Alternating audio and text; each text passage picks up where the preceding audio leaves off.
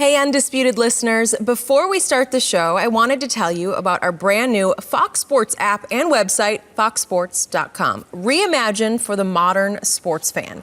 Go ahead, download the new app right now. You don't even have to pause this episode.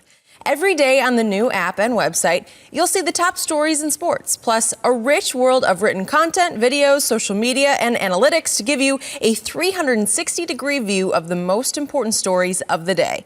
Streaming live TV has never been so easy or elegant. Every Fox Sports game, including all pregame and postgame shows, are just one click away. For the extra invested fan, we also go deep with real-time wagering lines, trending prop bets, win probability, and key player projections. Download the new Fox Sports app or visit www.foxsports.com now. Let's start the show. Welcome to the Undisputed Podcast. I'm your host, Jenny Taft. This podcast is the full show from today's episode of Undisputed from start to finish. We've got a busy slate, so skip Shannon. Let's get to it. Good morning. Welcome to Undisputed. We are live from Los Angeles. I'm Jenny Taft here with Skip Bayless and Shannon Sharp. Busy weekend, guys. How we doing on a Monday? Good as usual. Good as usual. Good as usual. Yeah. Well, I'm sorry, but it's a dark day for my Dallas Cowboys yesterday. Now it looks like we won't win the division or get Trevor Lawrence, so way to go. Yeah, the Jets made sure you weren't going to get Trevor Lawrence. And the Giants made sure we're not going to win the division. Yeah. Way to go, Giants. I hate to break it to you, it was a dark day for the Cowboys a while ago, so I don't know. It's been dark for a while now. Probably It's been dark. The Packers, though, how about this one?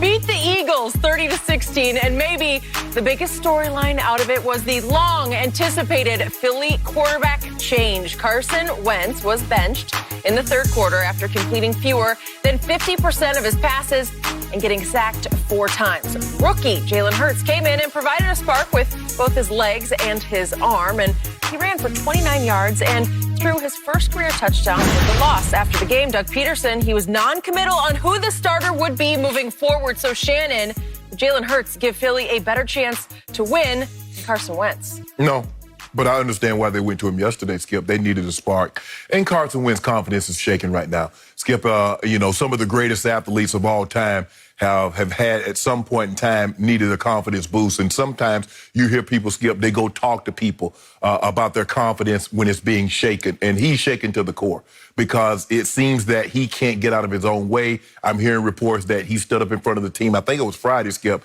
and took accountability and ownership of some of the things that were going on with that offense. But that might have been a little bit too little too late. That might have been something he should have done a lot earlier. But back to Jenny's original question, no, it won't. Skip, Carson Wentz got sacked, if I'm not mistaken, I'm looking at Carson Wentz, 4 times in 15 pass attempts. Jalen Hurts got sacked 3 times in 12 pass attempts. Mm-hmm. So in other words, that's the same offensive line. Now, he might be better equipped to get out of harm's way, but the offensive line isn't very good. The wide receivers, they aren't very good, Skip. And, they say, well, Wentz is holding on to the ball. And he is, Skip. He holds on to the ball. And sometimes, because he's so gun-shy, because he's taking so many hits, there are sometimes things open quickly, and he's not able to pull the trigger. But a lot of times, he's holding on to the football, hoping, praying someone gets open. And they're not getting open. Let's be real, Skip. If you're going to hitch your wagon to practice squad guys, Greg Ward Jr., Fulgham, guys of that nature. Those guys are pretty good, but go ahead. Well, they are. Fulgham looked like he could be a Pro Bowl player. Skip, if they were that good, they would have not been on the street that length of time. Stop doing that, Skip. Don't do that. So in other words... Have you been following Fulgham? He's a stud. So let me ask you a question. Would you trade Dallas core for Eagles core? Unless you're okay, then thank you. Thank you. We're going to continue on now. It's a lot easier to come up. Well, Dallas got 3 potential 1,000-yard receivers. And they're still going to miss the playoffs. Okay, so? Exactly. So, it's a lot easier to come off the bench when a team hasn't prepared for you, as opposed to now, I believe next week, whomever they play will prepare as if Jalen Hurts is going to be the quarterback. How about New Orleans? That's who they play. Yeah. Yeah. How about the best defense in pro football? Well, he should start. Okay. He should start. Yeah. You believe that he's better than Wentz, so he should get thrown into the fire, and let's see what he has. But it's a lot easier to come off the bench when a team is not prepared for you as opposed to being the guy. Because you remember how good Andy Dalton, and you came in here that day at Andy Dalton, and you kept showing those two plays over and over. They were sensational. And then That's against a team that is running away with the East now.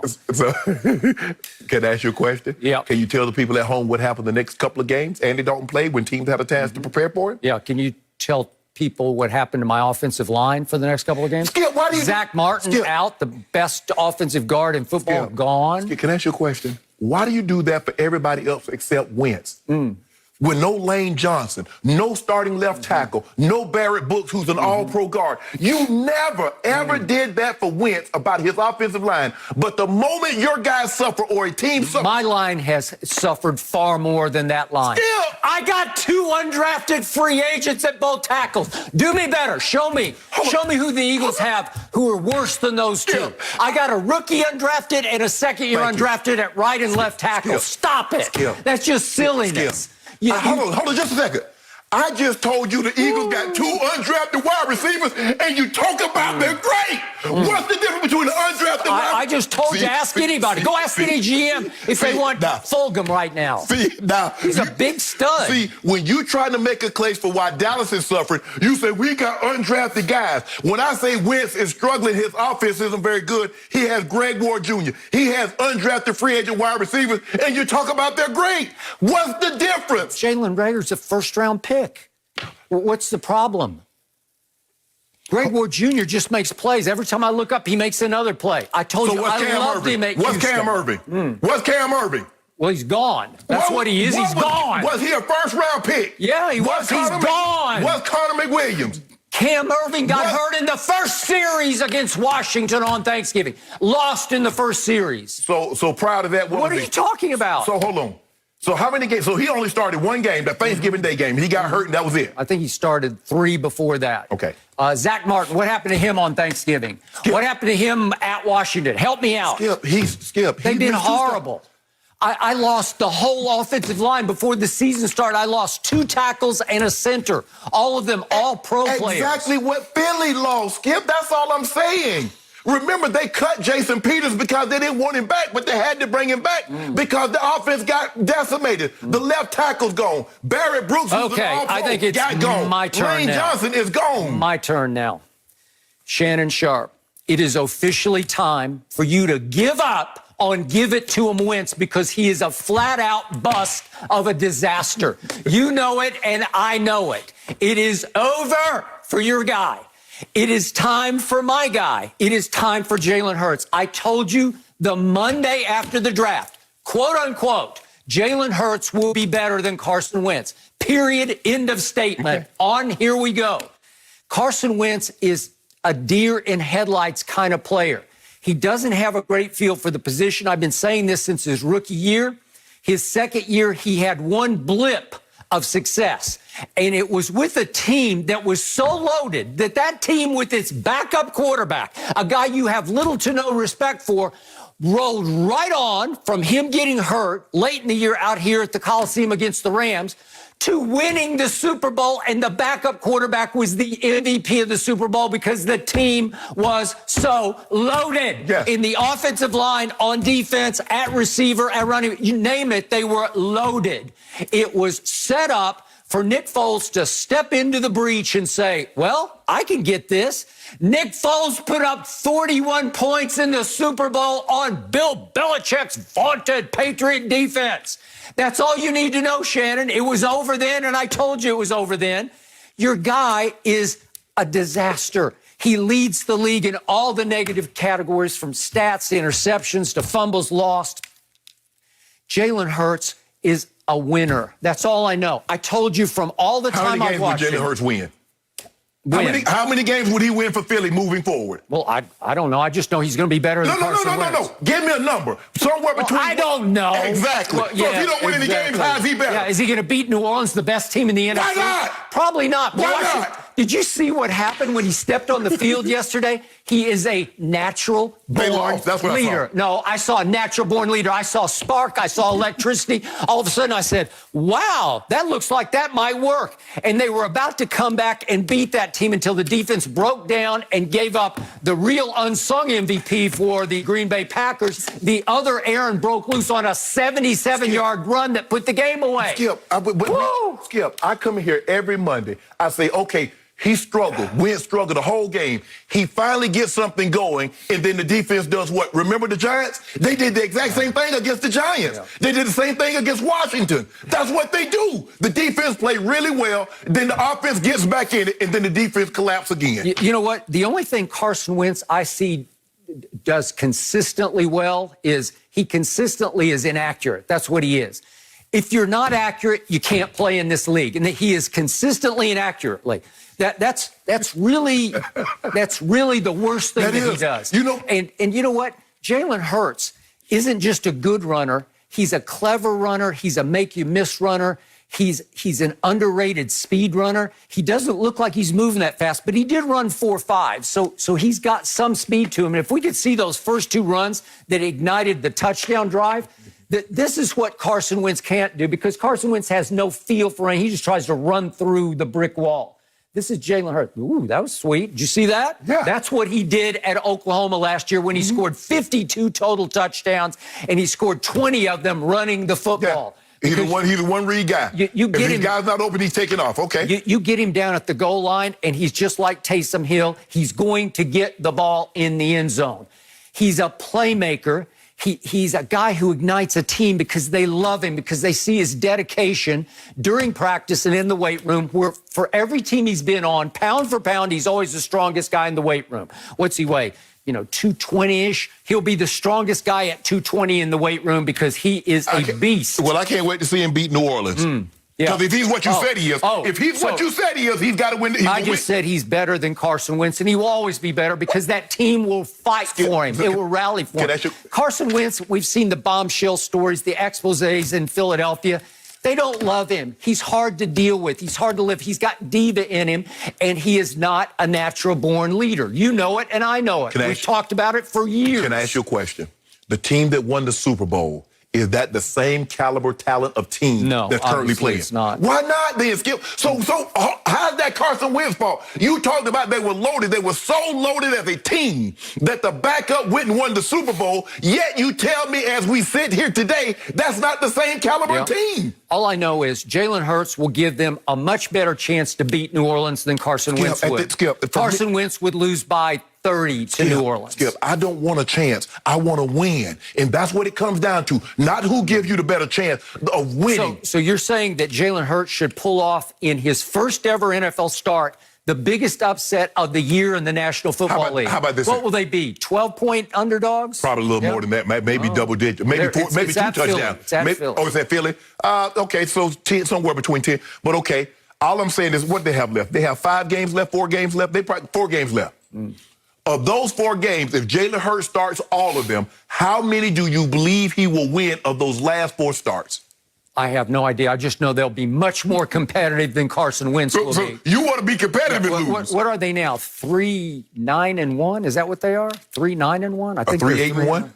12. Maybe 3-8. You might be right. Might be 3-8. 3-8-1. Okay, that's with Carson Wentz as your starter. That's horrendously bad. What did you do? You picked them to win the East, right? Yes. Okay, so help me out. 3-8-1? Yeah. Really? Yeah, and guess what? I know a team that you picked to win the division and win a playoff game and go to the NFC Championship game, and they're the worst team. Okay, but we're talking about Jalen Hurts and the Eagles right now, and we're talking about the only reason they had a leg up on the division for much of the year is because they had a tie. But who was the tie against? It was against Joe Burrow and the Bengals at home. They got tied by the one gimme that the NFC East was given this year. Everybody's going to beat Cincinnati except for Carson Wentz. To me, y'all not going to beat them. Yeah, we are. We'll go there. No, you won't. We have to go there. No, you won't. It's Andy Dalton's return. He'll beat them. No. I'm sorry. With their back, who is it? One of the Allens? No, he got hurt yesterday. They put Stingley in. Oh, that's right. Yeah, Ryan Lindley in. Ryan Lindley. Okay, so we will win that game. You will win that one. Sorry about that. In the end, again, I'm not saying that Jalen Hurts will be a Pro Bowl player. I just say he can win games because his intangibles are twice the intangibles of Carson Wentz. What is this winning games? If you're a quarterback, you're expected to win the division. Okay, you tell me. Who's better right now, Carson Wentz or Jalen Hurts? Skip, I said I believe they should give Jalen Hurts an opportunity, but the results will be the same because you're still using the same ingredients. It's not going to change. It's not going to change. Skip, those receivers are not going to get any better overnight. The offensive line is not going to get any better overnight. All I know is that Philadelphia made an enormous franchise-wrecking mistake when they gave the money to Carson Wentz.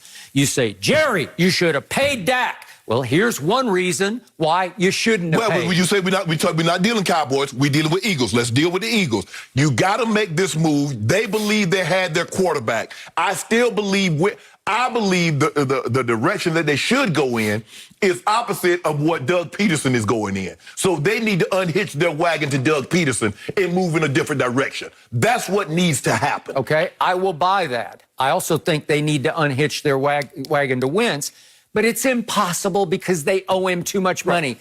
You're stuck with an albatross hanging around your neck that's just going to pull you down into the water until you drown the next 2 years. Well, Skip, you had to make this decision. They made the right decision. I still believe he can play, but if you put... I don't know the quarterback that if he had that offensive line, those skill positions, even Mahomes would struggle. We saw Aaron Rodgers when Bakhtiari wasn't in there last year and Bulaga wasn't in there last year. And some of those guys, we saw Rodgers struggle. We see Tom Brady struggle when that offensive line doesn't protect him. And you expect a fourth-year guy, a young guy, to be able to hold up under that immense pressure when his offensive line can't protect him. Well, did we see Tom Brady against New Orleans? Did we see Tom Brady against Chicago? Did we see Tom Brady against the Rams? You see what happens when you pressure a quarterback? Now, those are all, we talk about Tom Brady, an all-time great. What do you think is going to happen to Wentz, who's been sacked 11, 12, 13 more times than the next closest? He's been hit more than any other quarterback in NFL. And you expect him to stand up under that, withstand that? Why did they draft Jalen Hurts? Because they were dubious at best about the future of Carson Wentz. And when they thought, wow, we got a shot here because nobody's taken him yet, they jumped on that. They were smart to. So Green Bay was smart to take Jordan Love too, right? Yeah, I think they were. Yep. We're going to talk about that pretty soon here. Yep. But how are they looking now? With Aaron Rodgers, so right now it's a two-man race. The MVP race is over. It's between two men, Rodgers and Patrick Mahomes. Everybody else, hey, enjoy the ride. Glad it's like the Heisman Trophy. You already know, Skip, there's only one or two guys that's going to actually win the race. But they might invite 4 or 5 guys, and you have a great time. Your family come take a look around New York and enjoy the festivity. But you know and I know, it's a two-man race. Okay. Are you good with that?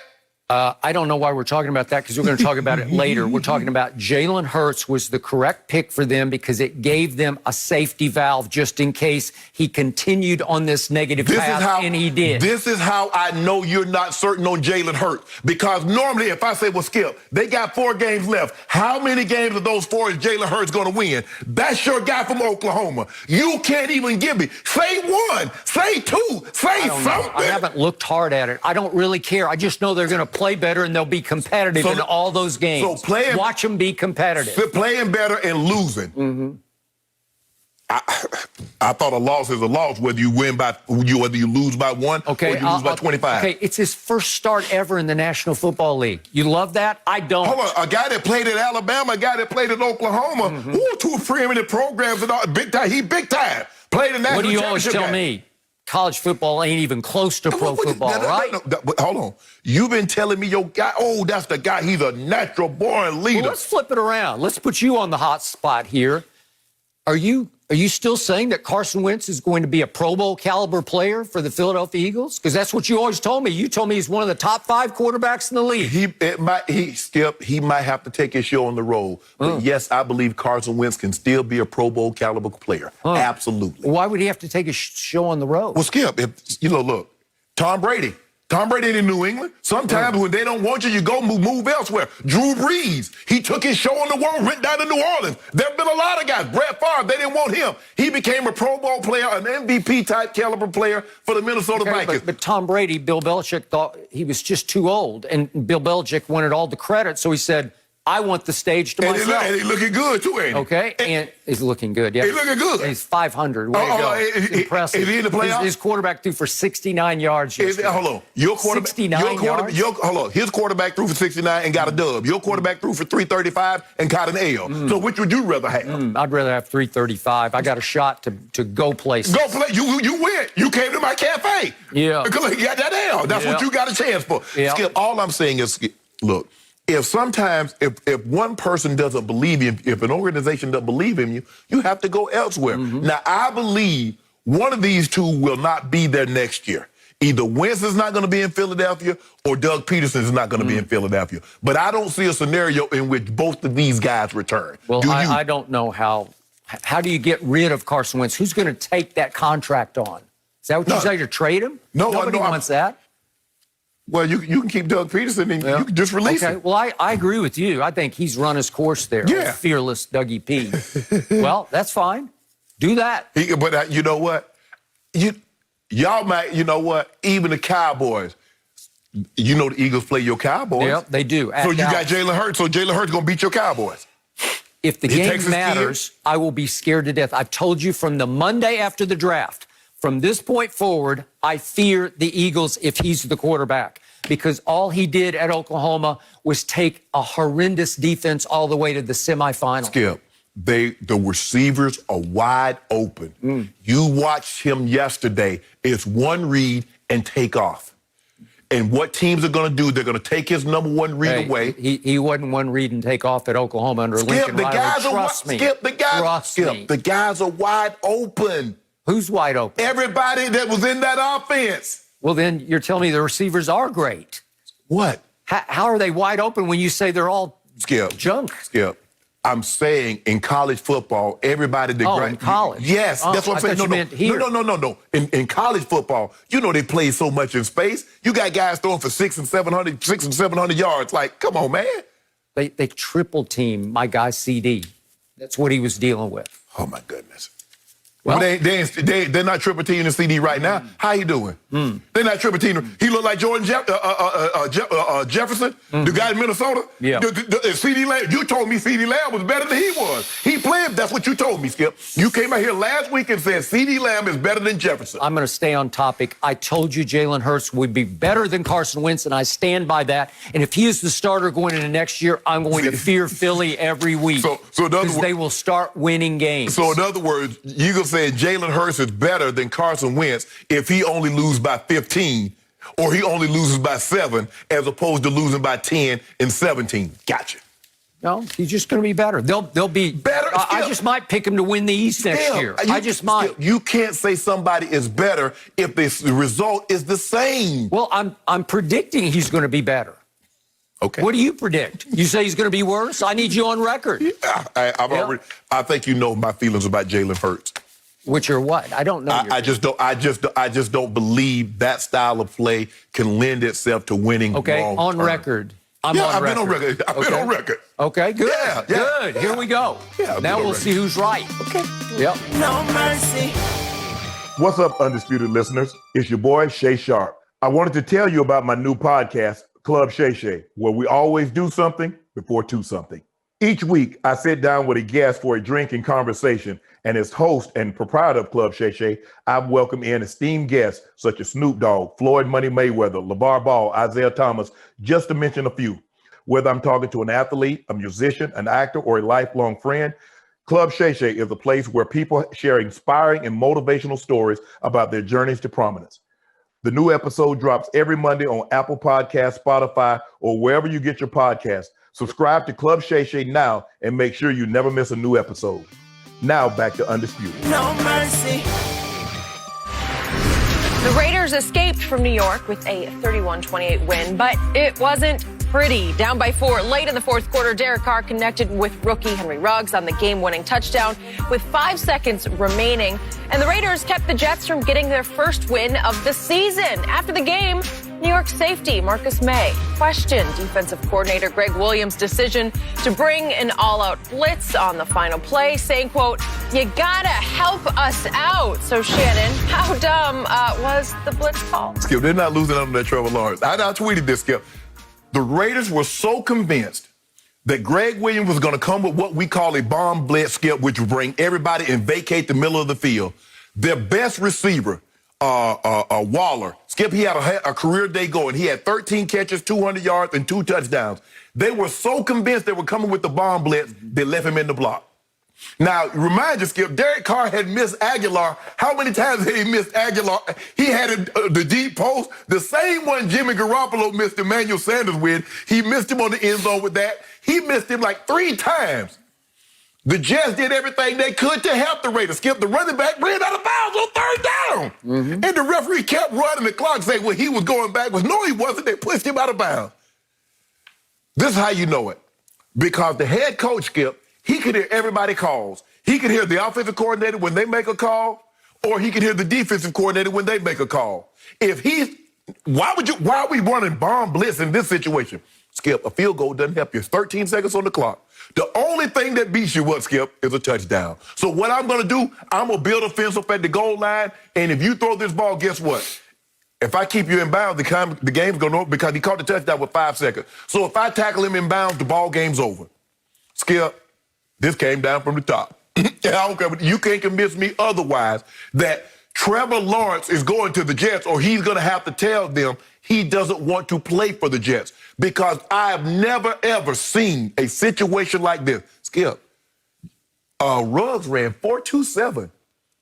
They come with a bomb blitz, and the guy, he bites on the, first of all, I don't even know why you've been on the double move, because you're hoping he throw it to him and you catch it and you make the tackle. Boom, you got ball game's over. Skip, this was dumb. Now, I don't know. Look, I know Gregg Williams. I like Gregg. But if I own the Jets, everybody got to go. The D coordinator, the head coach. Skip, I'm fine. I'm just going to make do with what I got and put somebody in place. Skip, this is absurd. Those guys fought too hard for the coaches to take this victory away from them. And that's what happened. Gregg Williams and the head coach, because the head coach, just like Pete Carroll could have overruled Darrell Bevel when he called that bull jive in the Super Bowl, he could have overruled that play, but he didn't, because they do not want to, because Jacksonville only got 1 win too, Skip. So that's the one thing you don't want to have happen, is have that thing be a coin flip, or it come down to somebody won one more AFC game, or somebody lost to this opponent, and you lose that #1 overall pick. The Jets are going to get that pick, and that means they got to go 0-16, and they're going to keep it. Okay, I got to call you on one thing. Go ahead. You seriously accuse the Jets of somebody at the top, GM or owner, in the few seconds before the defense was called before the last play, that they called down and told Gregg Williams, you have to call a cover 0 max blitz in this situation? I believe, Skip, that was already discussed.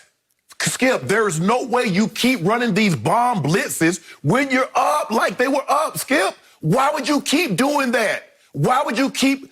Because I can see, Skip, if you're getting in field goal range because, field goal can tie me. Okay, fine. At least you go to overtime. But, Skip, they need a touchdown.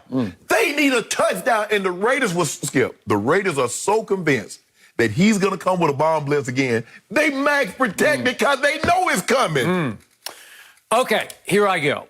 I am a big Gregg Williams fan. I love the way he attacks on defense, and I always have. And it has almost always been good to great in its effectiveness.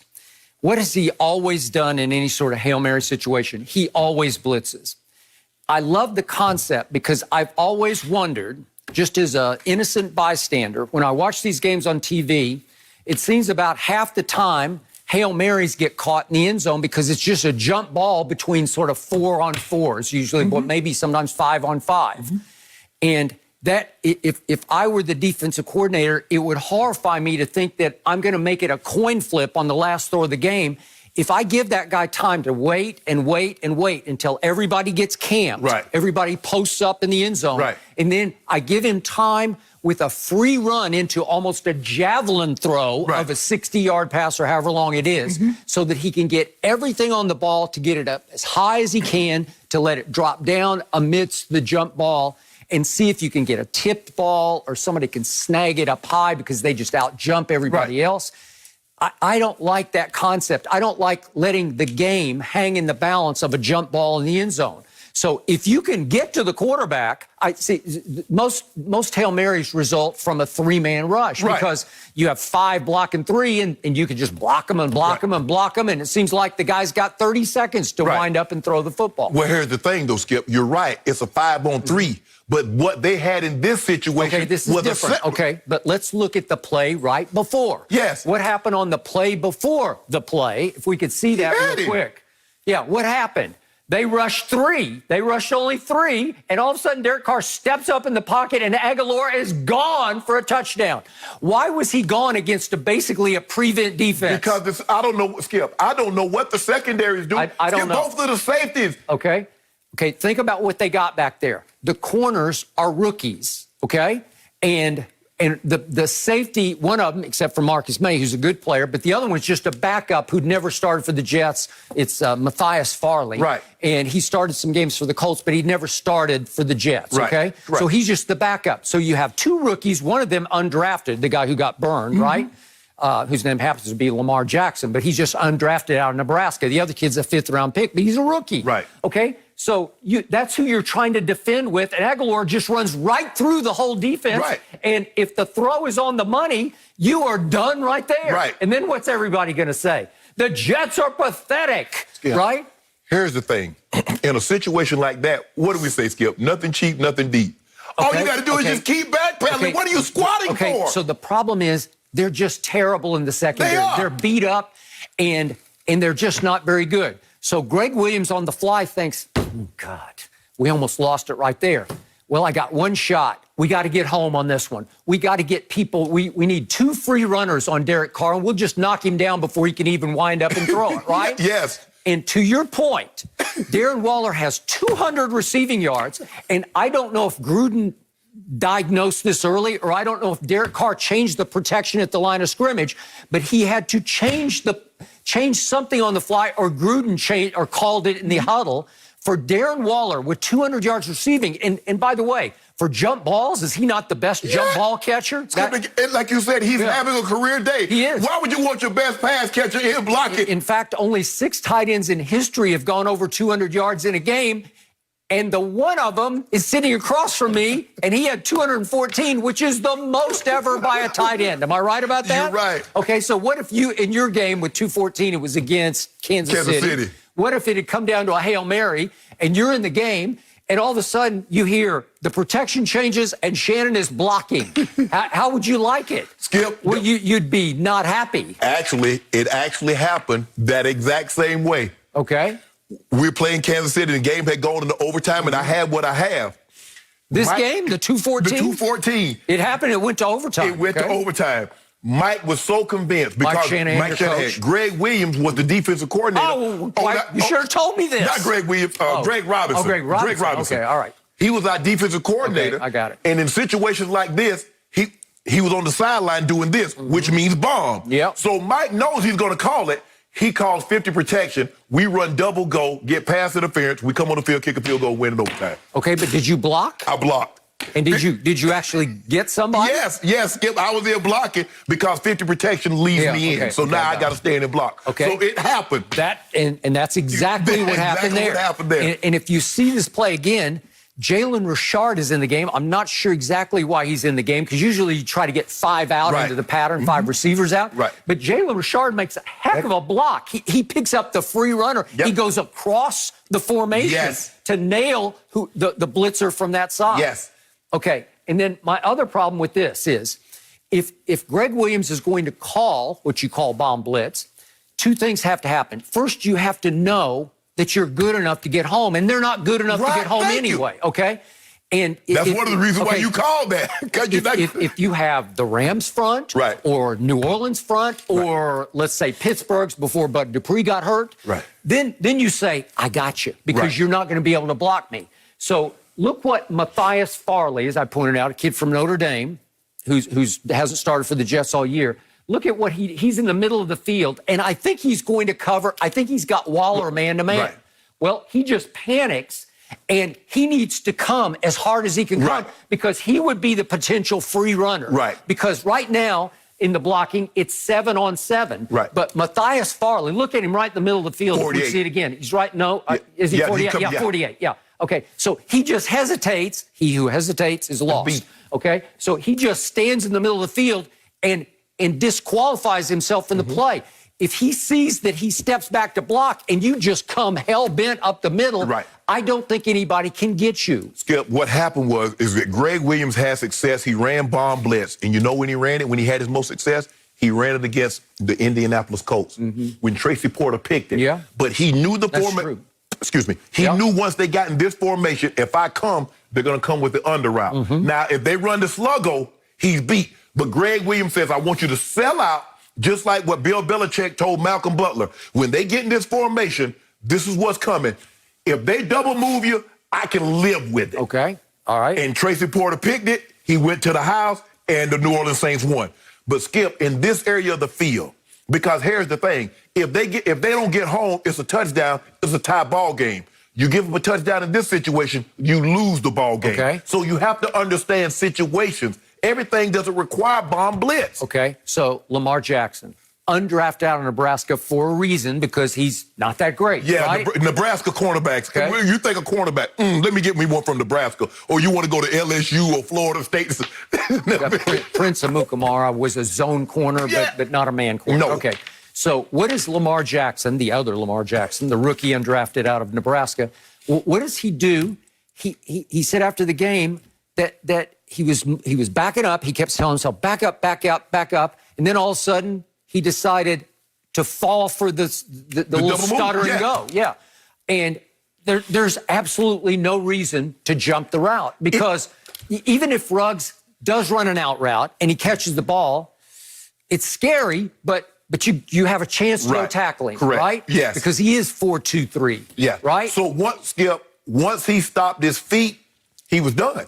Once he stopped his feet, there's no way he was going to be able to accelerate like Ruggs, because Ruggs was still in a forward position. Even though he broke down, he can take off. You got to realize, once you settle your feet in the back pedal, if you stop them feet and he take off again, you're done. Especially with that guy, who hadn't done much all day. I think he had two other catches. He did have a big fumble. But I think he had 2 catches for a grand total of 37 yards maybe before this play. Right. And all of a sudden, Derek Carr makes the throw of his life. Right. Because he has to move through the trash in the pocket. Right. He has to step through it. And he actually throws it off the wrong foot because he doesn't have time to set. It's kind of a flat-footed throw, but he's actually throwing it off his left foot instead of pushing off his right. And think about it, Skip. He's like, hold on. They came with the bomb blitz. I got Aguilar one-on-one. I got Winfro one-on-one. I got Henry Ruggs out there one-on-one with somebody. Skip, he knows Ruggs is to the left. He's like, I'm going to Ruggs, even though everybody's singled. Well, I want to give the Raiders high credit, because when it is 7-on-7 with multiple blitzers, it's still hard to pick everybody up in sequence and stay in sync where somebody doesn't come loose, come free. Right. They nailed every one of them. They did. And that is highly impressive. You came out better, Skip, just putting everybody at the line. If you're going to just go ahead and show it. Don't try to disguise it, because you got guys coming from such depth. Now guys can pick their way, this. That's true. They could draw a bead on him.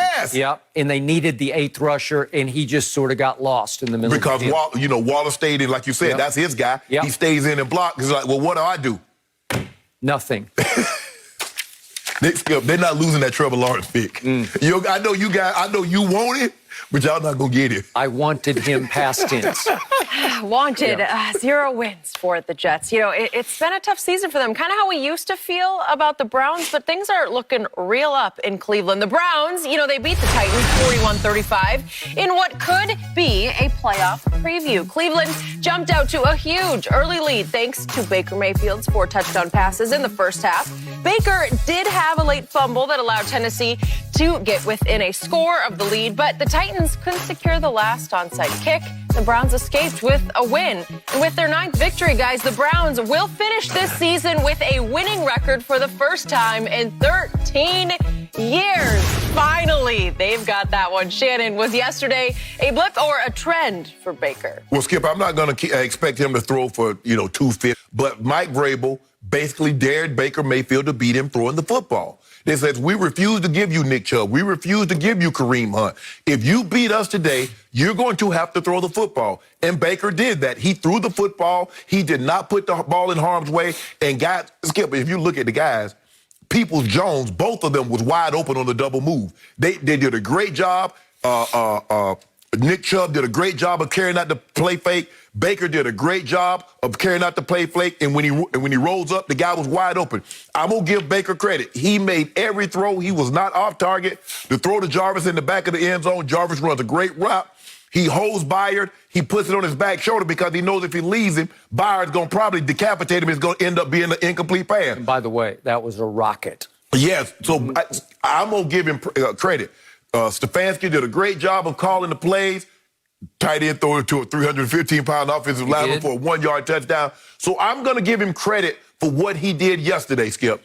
Now, we know going into the game, the one thing that Tennessee can't do is generate pass rush. Skip, remember they spent $13 million on Jadeveon Clowney. It's being reported he had surgery and is done for the season. They gave $8 million to Vick Beasley. Vick Beasley was like, I'm uncertain if I even want to go to camp. So he missed the first week. He gave away $500,000 because he didn't even show up to camp. He's not even on the team. So they spend $21 million in pass rushers and not one. I don't even know. They might have a sack between the two of them. If I'm not mistaken, they might not have any sack. But give Baker's credit. We wanted to see Baker win a game in which a team nullified your running game. You didn't have Hunt. You didn't have Chubb to dominate. They took that away. Baker threw the ball with conviction. He threw the ball with accuracy. So I'm going to give him credit. Baker deserves credit for what he did yesterday. Okay, so Friday, you dismissed Baker at this point in his career as nothing more than a game manager, yes, right? Yes. I'm not sure that was game managing. That was game dominating. So you're going to take one game, or are we going to look at the previous games? That was the third time this year, the third week this year in the NFL, that Baker Mayfield has led the entire league in QBR. And he did it twice before against Cincinnati. So you say 98 and 97. Well, we get discount this. All right. But we'll give him credit for this one. Okay. This was big time because this was at Tennessee against a team that has been hot and cold, but it has been hot lately. They whitewashed Indy just last week. And Indy was hot coming into that game. Was it at Indy? It was at Indy. And they just got blown away. It was 45-26, I believe. And the point is, they had won at Baltimore in overtime, so they had won 2 in a row, and they were 8-3 coming into the game. So they're a legitimate team. I get you about the pass rush. Yeah. But would you believe that only one quarterback has thrown 4 touchdowns and a half this year, and it's Baker Mayfield, and he's done it twice. Okay? That's more than game managing to me.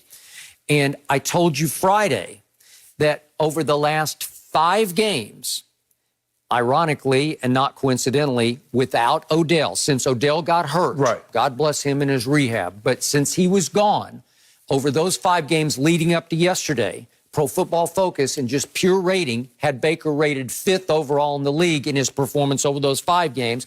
We don't have their rating yet for today, off yesterday. But the point is, that will probably go up. Maybe over the last 6 weeks, he'll be 4th or 3rd on that list. But Skip, you remember last week was the first time in a month Baker had thrown a touchdown. And he threw 2 in that game. And they were still winning those games. So all I'm saying is, Skip, is that if you ask Baker to say, Baker, just go win the game. If you saw what happened when Kareem Hunt wasn't in the lineup, Kareem Hunt is what makes this offense go. Because now, Skip, you see what happened when they faked that ball to his belly? You see all those guys come forward? They're not coming forward to look at shake Baker's hand. They're coming forward to put a helmet on Nick Chubb. And so guys the guys are running scot-free now. Let's not make it seem like he's throwing darts.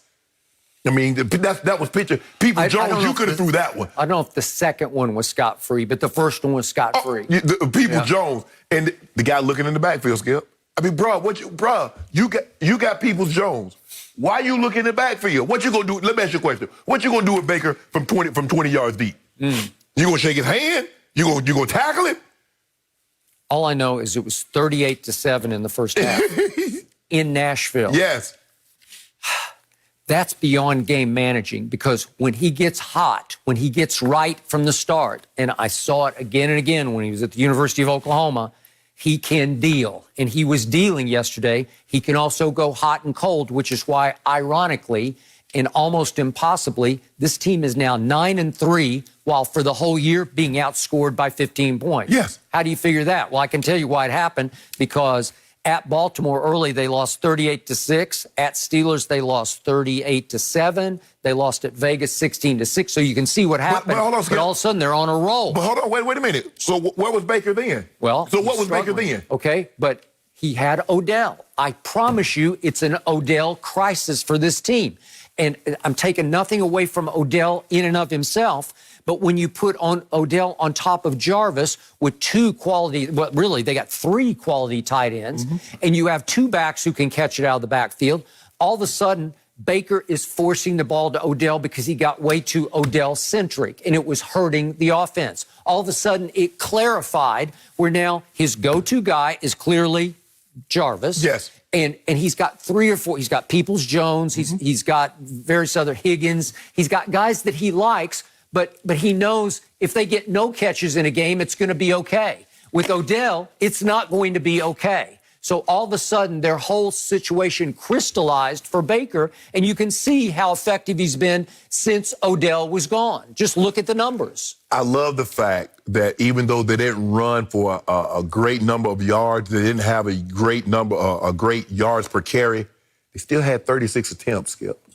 Let that sink in, that 36 attempts. So you're like, oh, man, they're not going to run it. We stopped them. They're only getting 1-2 yards. But Stefanski stayed with the plan. If you look at all these guys, Skip, you look at that's the West Coast system because he was with Kubiak. You look what Jacksonville was doing to Dalvin Cook yesterday. If somehow Dalvin Cook ended up with 120-plus yards on 30 carries, you don't get away from it. You stick with it. And they stuck with it. If Chubb can stay healthy, and they run the ball. Skip, they don't have, like I said, sure, you love to have 300 yards or 200 yards, but it's the threat. When Chubb is not in there, the threat of them running the football like that isn't there. So they'll play you more straight up. And Baker struggles when teams play him more straight up. But when you're getting one-on-one coverage and they're play-action pass and guys are running free, but we're going to see moving forward because teams are going to make – that's the blueprint, Skip. I want to see more of this. I know what Chubb can do. I know Chubb can run me out of the game. I know he and Kareem Hunt can tag team me and beat me down. I need to see more of Baker playing this consistently over a longer period of time. I thought you used to be his biggest fan after I was his biggest fan. Then all of a sudden you tried to preempt me and start driving the bandwagon. No. You were saying shake and bake. Oh, shake and bake. Right? Skip. What happened? See, what I'm not going to do is that I'm not going to overreact one way or another. I had seen over a period of time. I think you did overreact, and then you unreacted. No, Skip. See, you make it seem like a game manager is a guy that can't play. He can make plays, and sometimes that's what you need to be. Sometimes we get so caught up. Oh, man, he needs to throw, and show everybody. No. Sometimes it's to run the ball and then be accurate when you need to. It might not come down, but the 1 or 2 throws a game, can you make those throws in that moment? I say big yes to this. Okay.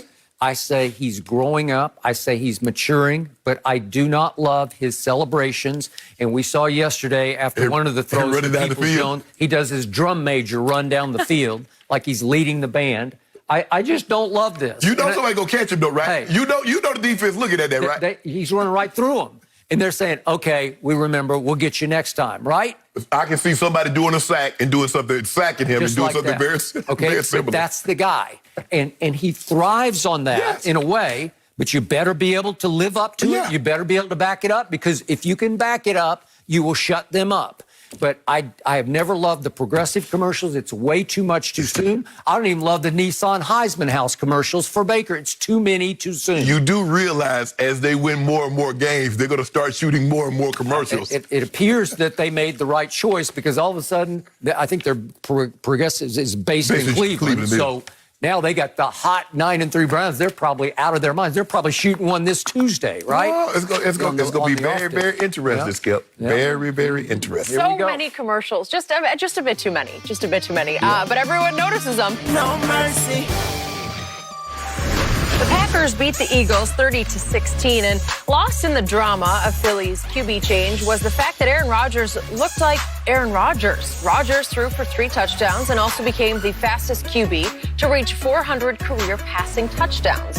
When asked about the milestone, Rodgers admitted, quote, "A lot of it is longevity, but there also is some consistent play tied to it." So, Shannon, how impressive is this achievement? Very, very, very, very, very impressive. And so, Skip, for me, I just look at, when it comes to these numbers, Skip, I'm just taking everything from 2000 moving forward because it was unfair because the guys just didn't throw the ball like they do it now. I mean, basically, guys are throwing the ball 60, 65, 70% of the time. But if you look at, it took him 193 games. Drew Brees had it at 205. Peyton, it was 209. Brady was 212. So basically, he did this in almost a season.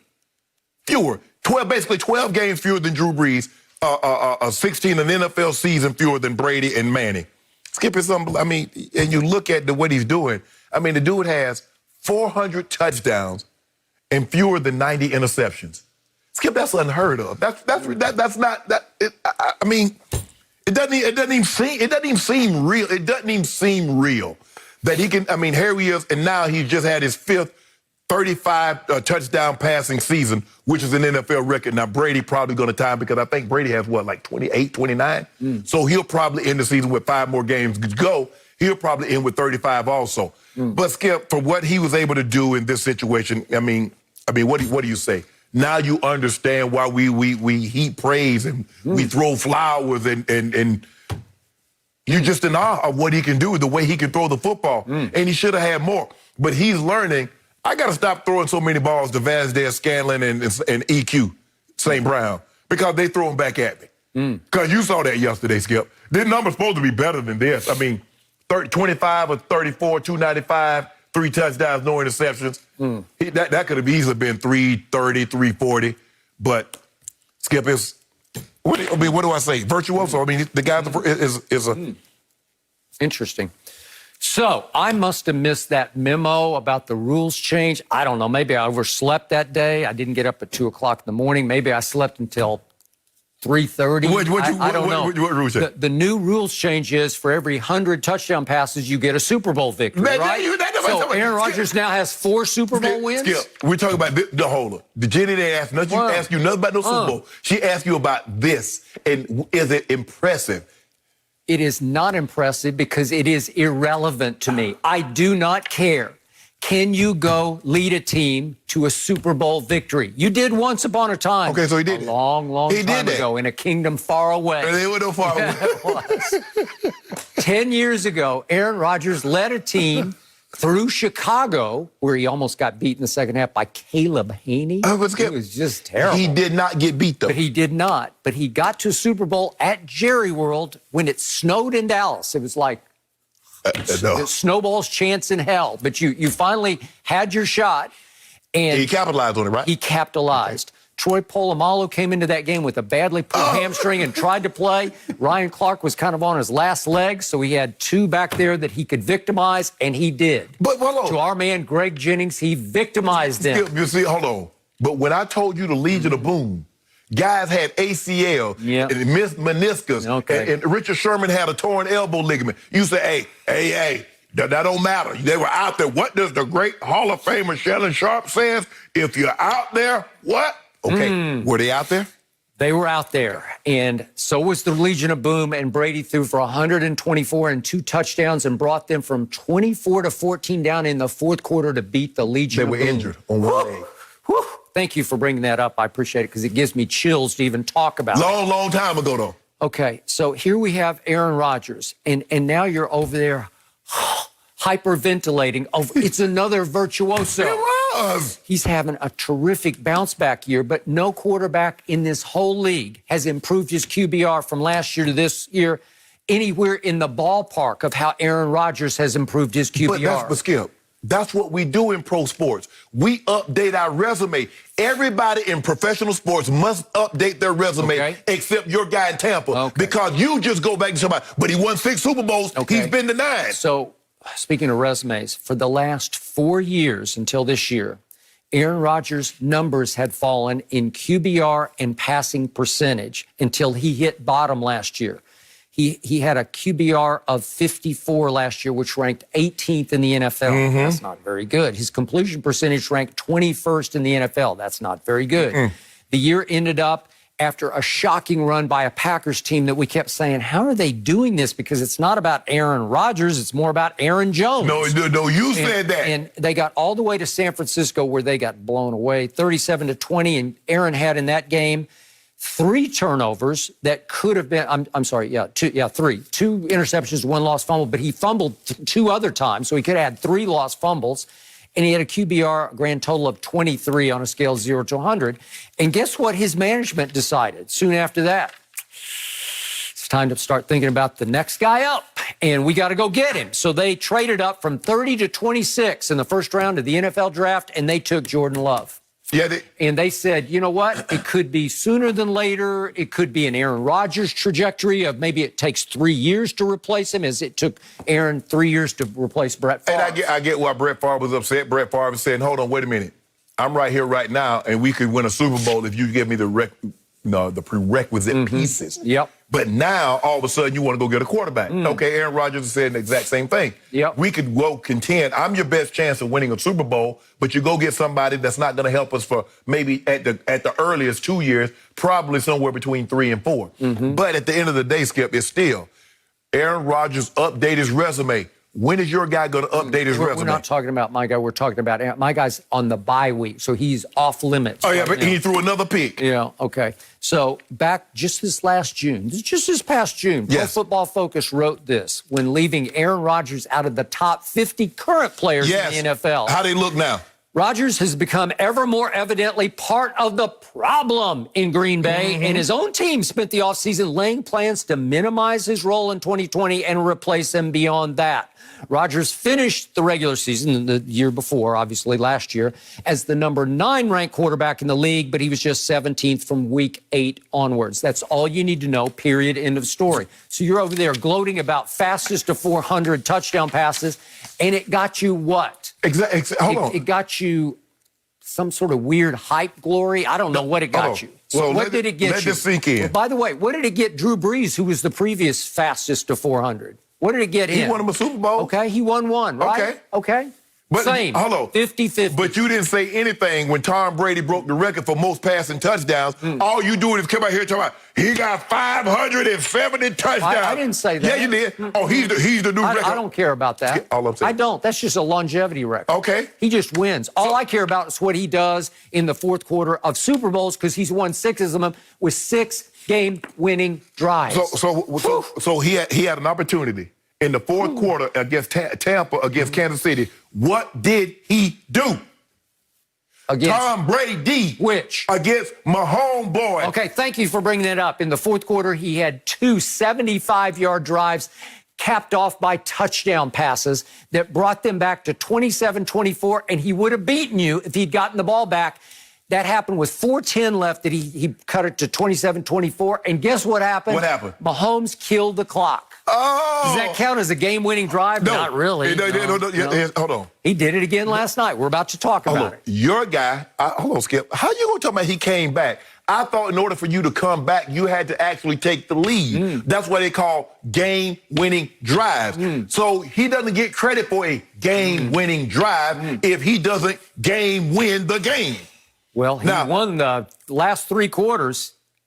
He outscored Mahomes, what was it, 24-10 over the last 3 quarters? We go by game. don't know. Did you win the game, yes or no?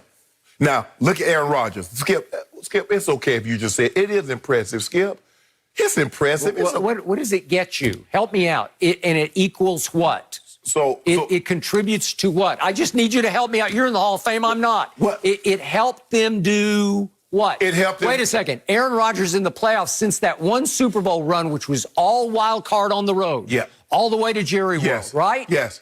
It was at Philadelphia and at Atlanta and at Chicago and at Dallas, right? Yeah. Since then, he's 6-7 in the postseason, and the 6 wins are all kind of fluky, weird wins. But see, what I can't understand with you, Skip, is that when a quarterback plays well, when anybody quarterback plays well, your guy plays well, and his defense doesn't play well, his defense is crappy, and Coach Belichick let him down. Anybody else plays well, and their defense let him down, they need to overcome. Did Belichick's defense cost Brady at least really 2 Super Bowls? Did it? Hold on. Did Belichick's defense win Brady at least 3 Super Bowls? I don't know. He did what he had to do in the fourth quarter to win the game. Am I right? But what happens if he does? How did Bill Belichick's defense give up 41 to Nick Foles in a Super Bowl? How do you explain that? Well, how do you give him a pass for that? Well, how does Coach Belichick shut down a red-hot team after they scored 28 in the first half? How does he do that? That was good. I'll give you that. Okay, what about... How do you let Eli Manning go 73 yards on you after Brady's game-winning drive in the first Eli Super Bowl? I want to know why Tom Brady averaging 37 only got 14. Why in the hell was it good enough to win? And remember, you remember that little smart aleck Lamar he got? When Plexico said that they're not going to get but this here, that's all we're going to score? We're only going to score 17? No, you're going to score 15. He did what he does. He drove him down with 2 minutes left, hit Randy Moss for the game-winning touchdown, and here comes Eli, 73 yards in like 12 plays. In other words, Aaron Rodgers becomes the fastest to 400 touchdown. How impressive? Very, very impressive, to make a long story short. And it matters not. It matters right now. Yeah, that is We're talking about playoffs. On Aaron Rodgers. Frankly, too much Aaron Rodgers on the show. No mercy. The Chiefs played a closer game than many anticipated, beating the Broncos 22-16. Kansas City was only 3 for 10 on third down, and Patrick Mahomes' lone touchdown pass late in the third quarter ended up being the difference against his AFC West rival. Even though it wasn't pretty, the Chiefs did clinch a playoff berth with the win. So, Shannon, please give Mahomes a letter grade for his performance last night. Skip, I came in here this morning with every expectation of giving him an A. But then I started looking at it, and I went down and I looked at, and Jenny read the stat, and I saw that they were 3 for 10 on third down. So I bumped him down to a B. And a B for him, and most quarterbacks would love to have a B. But I think because Mahomes has set the bar so high, Skip, for the month, he had the highest passing month in NFL history. He passed for basically 400 yards a game in the month of November. And I think sometimes, Skip, when a guy doesn't put up those numbers every game, we think he's played bad. But it's not very many guys can throw for over 300 yards, 1 touchdown, not turn the football over, and we say, well, damn, he had a bad game. But, Skip, he was just 2 plays away. You think about it. Tyreek caught 2 touchdowns. I still don't know. Tyreek didn't even realize that he caught the ball. Because had he told Andy, I caught that ball, Andy's going to challenge it, and he's going to get a touchdown. And he caught another touchdown that got negated by a holding call. Well, then that just doesn't count. Which was, no, that's not what you're saying. You told me that when Tom Brady got those pass interferences, that could be an extra 30, 40 yards. Well, so, no, that's what you're saying. That's pass interference. Okay. That's different. A hold, maybe he would have gotten sacked on that play. Skip, that man wasn't going to get sacked. Well, how do you know? Because I don't know. Because the guy wasn't even close to sacking him. You saw it. I don't know. You saw the one they called on Shelby Harris. Okay. Well, it was a hold. Even though, I'm going to take that holding one out. But Tyreek caught it. That's 40-plus yards. So now all of a sudden, he's 365, 370, at 365, 360, 365 with 2 touchdowns, and we're probably looking at his stat line a lot differently. But the throws that he's able to make, Skip, the way he's able to get out of harm's way, and we got a few of those throws. There's not a whole lot of guys in the history of the game that's been able to contort his body, change his arm angles, moving left to right, and throw the ball as well as this kid can, Skip. You know that. You've covered the game. You've covered the game for 40 years. Look at this throw right here, Skip. You're not supposed to be able to do this. How is he able to? Look at this one, Skip. That this is third down. We don't want to stop the clock. Hit Travis Kelce with the side, and look at this right. Skip, look at this. He's special. But I'm going to give him a B. Because, and also I'm giving them a B, Skip, because of the red zone. The Broncos are a very good red zone defensive team. I think they're top 5 in red zone defense. And Vick Fangio did a great job of calling, scheming Patrick Mahomes. And what people don't understand, Skip, it's a lot harder when you're an explosive offense to score in the red zone because you run out of room. Tyreek, what are you going to do, catch a ball in the 14th row? Yep. So the field gets condensed, and so you have to be precise. The Broncos did a great job. Fangio and they do a great job of this. They lead the league in this, Skip, of batting down passes. They're like, we're not going to get there. Get your hands up. And they knocked down 3 passes that looked like were going to be completions and probably touchdowns. But I gave him a B. And for a guy that has 3,800 yards, 31 touchdowns, 2 interceptions, and he only can get a B from me. Interesting. So, because I'm in a good mood today, and I think Patrick Mahomes is really a good kid, I'm going to give him a C+ Man, today. you know what? I can't with you. I mean, you need to stop grading. So I need somebody across the table for me to explain to me how the greatest thrower of the football ever, says you, about Patrick Mahomes, with the 2 best weapons, not one, but the 2 best weapons in all of pro football, says me, and obviously Kelsey and Tyreek, against a defense coming into this game, Denver's defense, that ranked 24th in points allowed. How did you have to scratch and claw to get all the way up to 22 points? Because, Skip, you look at the month. They like, okay, they had to go division opponent, and Las Vegas Raiders came down. Now you go on the road and you go to Tampa. Okay, you get Broncos sandwiched in there. You're like, oh, we got these guys. Even though it's a division opponent, we got these guys. And now they're back on the road again. Where, Skip? Miami and New Orleans. So clearly they were like, oh, man. Looking ahead. But they got it. Over a division opponent, a team, a franchise for which you used to play. I did. And you used to hate Kansas City. Now you love Kansas City. No. I don't love Kansas City, but my homeboy. My homeboy last night gets a C+ because, to your point, he and his offense went 3 of 10 on 3rd down. At Denver, against this same defense, they went 0 for 8 on 3rd down. So this transcendent thrower of the football, greatest thrower of the football ever, this year went 3 for 18 on 3rd down against the Denver Broncos, ranked 24th in points allowed.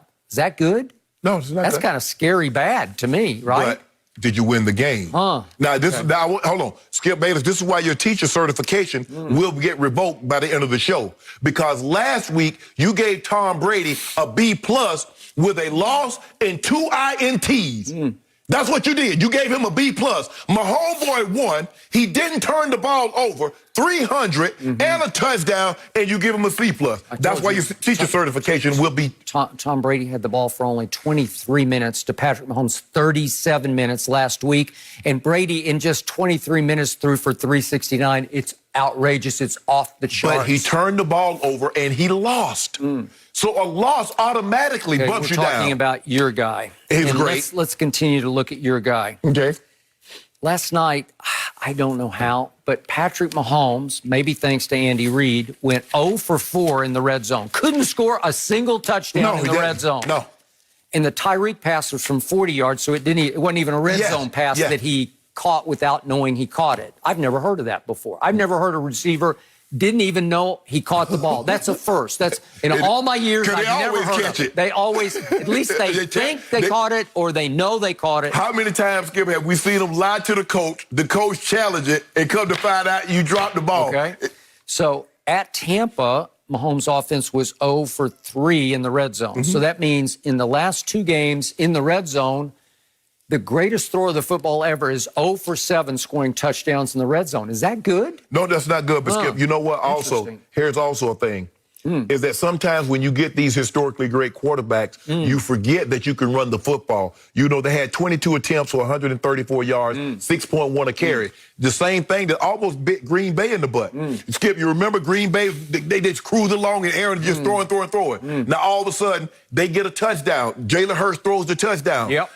Aaron Rodgers come back on the field, 3 passes, they go 3 and out. They get the punt return for a touchdown. Now we got a ball game. What they do? Hand it off to Aaron Jones, and he go hit his head on the goalpost. So continuing on my point, Would you believe that Patrick Mahomes' offense this year, for the whole year, in the red zone, is 57%? It's not very good because that ranks 24th in the NFL. Yes. What am I supposed to do with that? Well, Skip, That's not very good. Do you realize if they were let's just say they were top 10 in the red zone, they would average probably 45 points. Skip, you can't have everything. Oh, okay.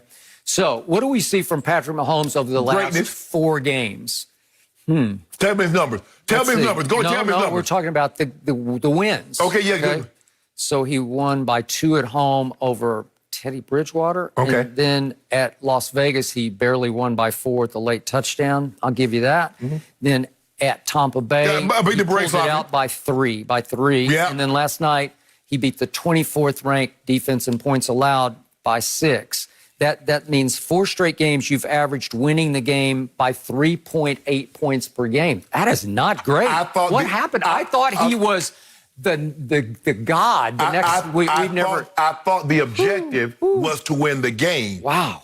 So this team is really struggling. I give you the record, but man, they are struggling to win these games. With Patrick Mahomes. You know this is not the Euro League where you get added bonuses if you win by more goals than not. That's not how it works in football. A win is a win. All I know is over my many years of watching, studying, covering pro football, this young man gets away with more nonchalant risks than any quarterback I have ever seen. What risk he takes? It's all this, I'm going to throw it sideways. I'm not going to look. I'm going to be running over here. I'm going to flip it over there.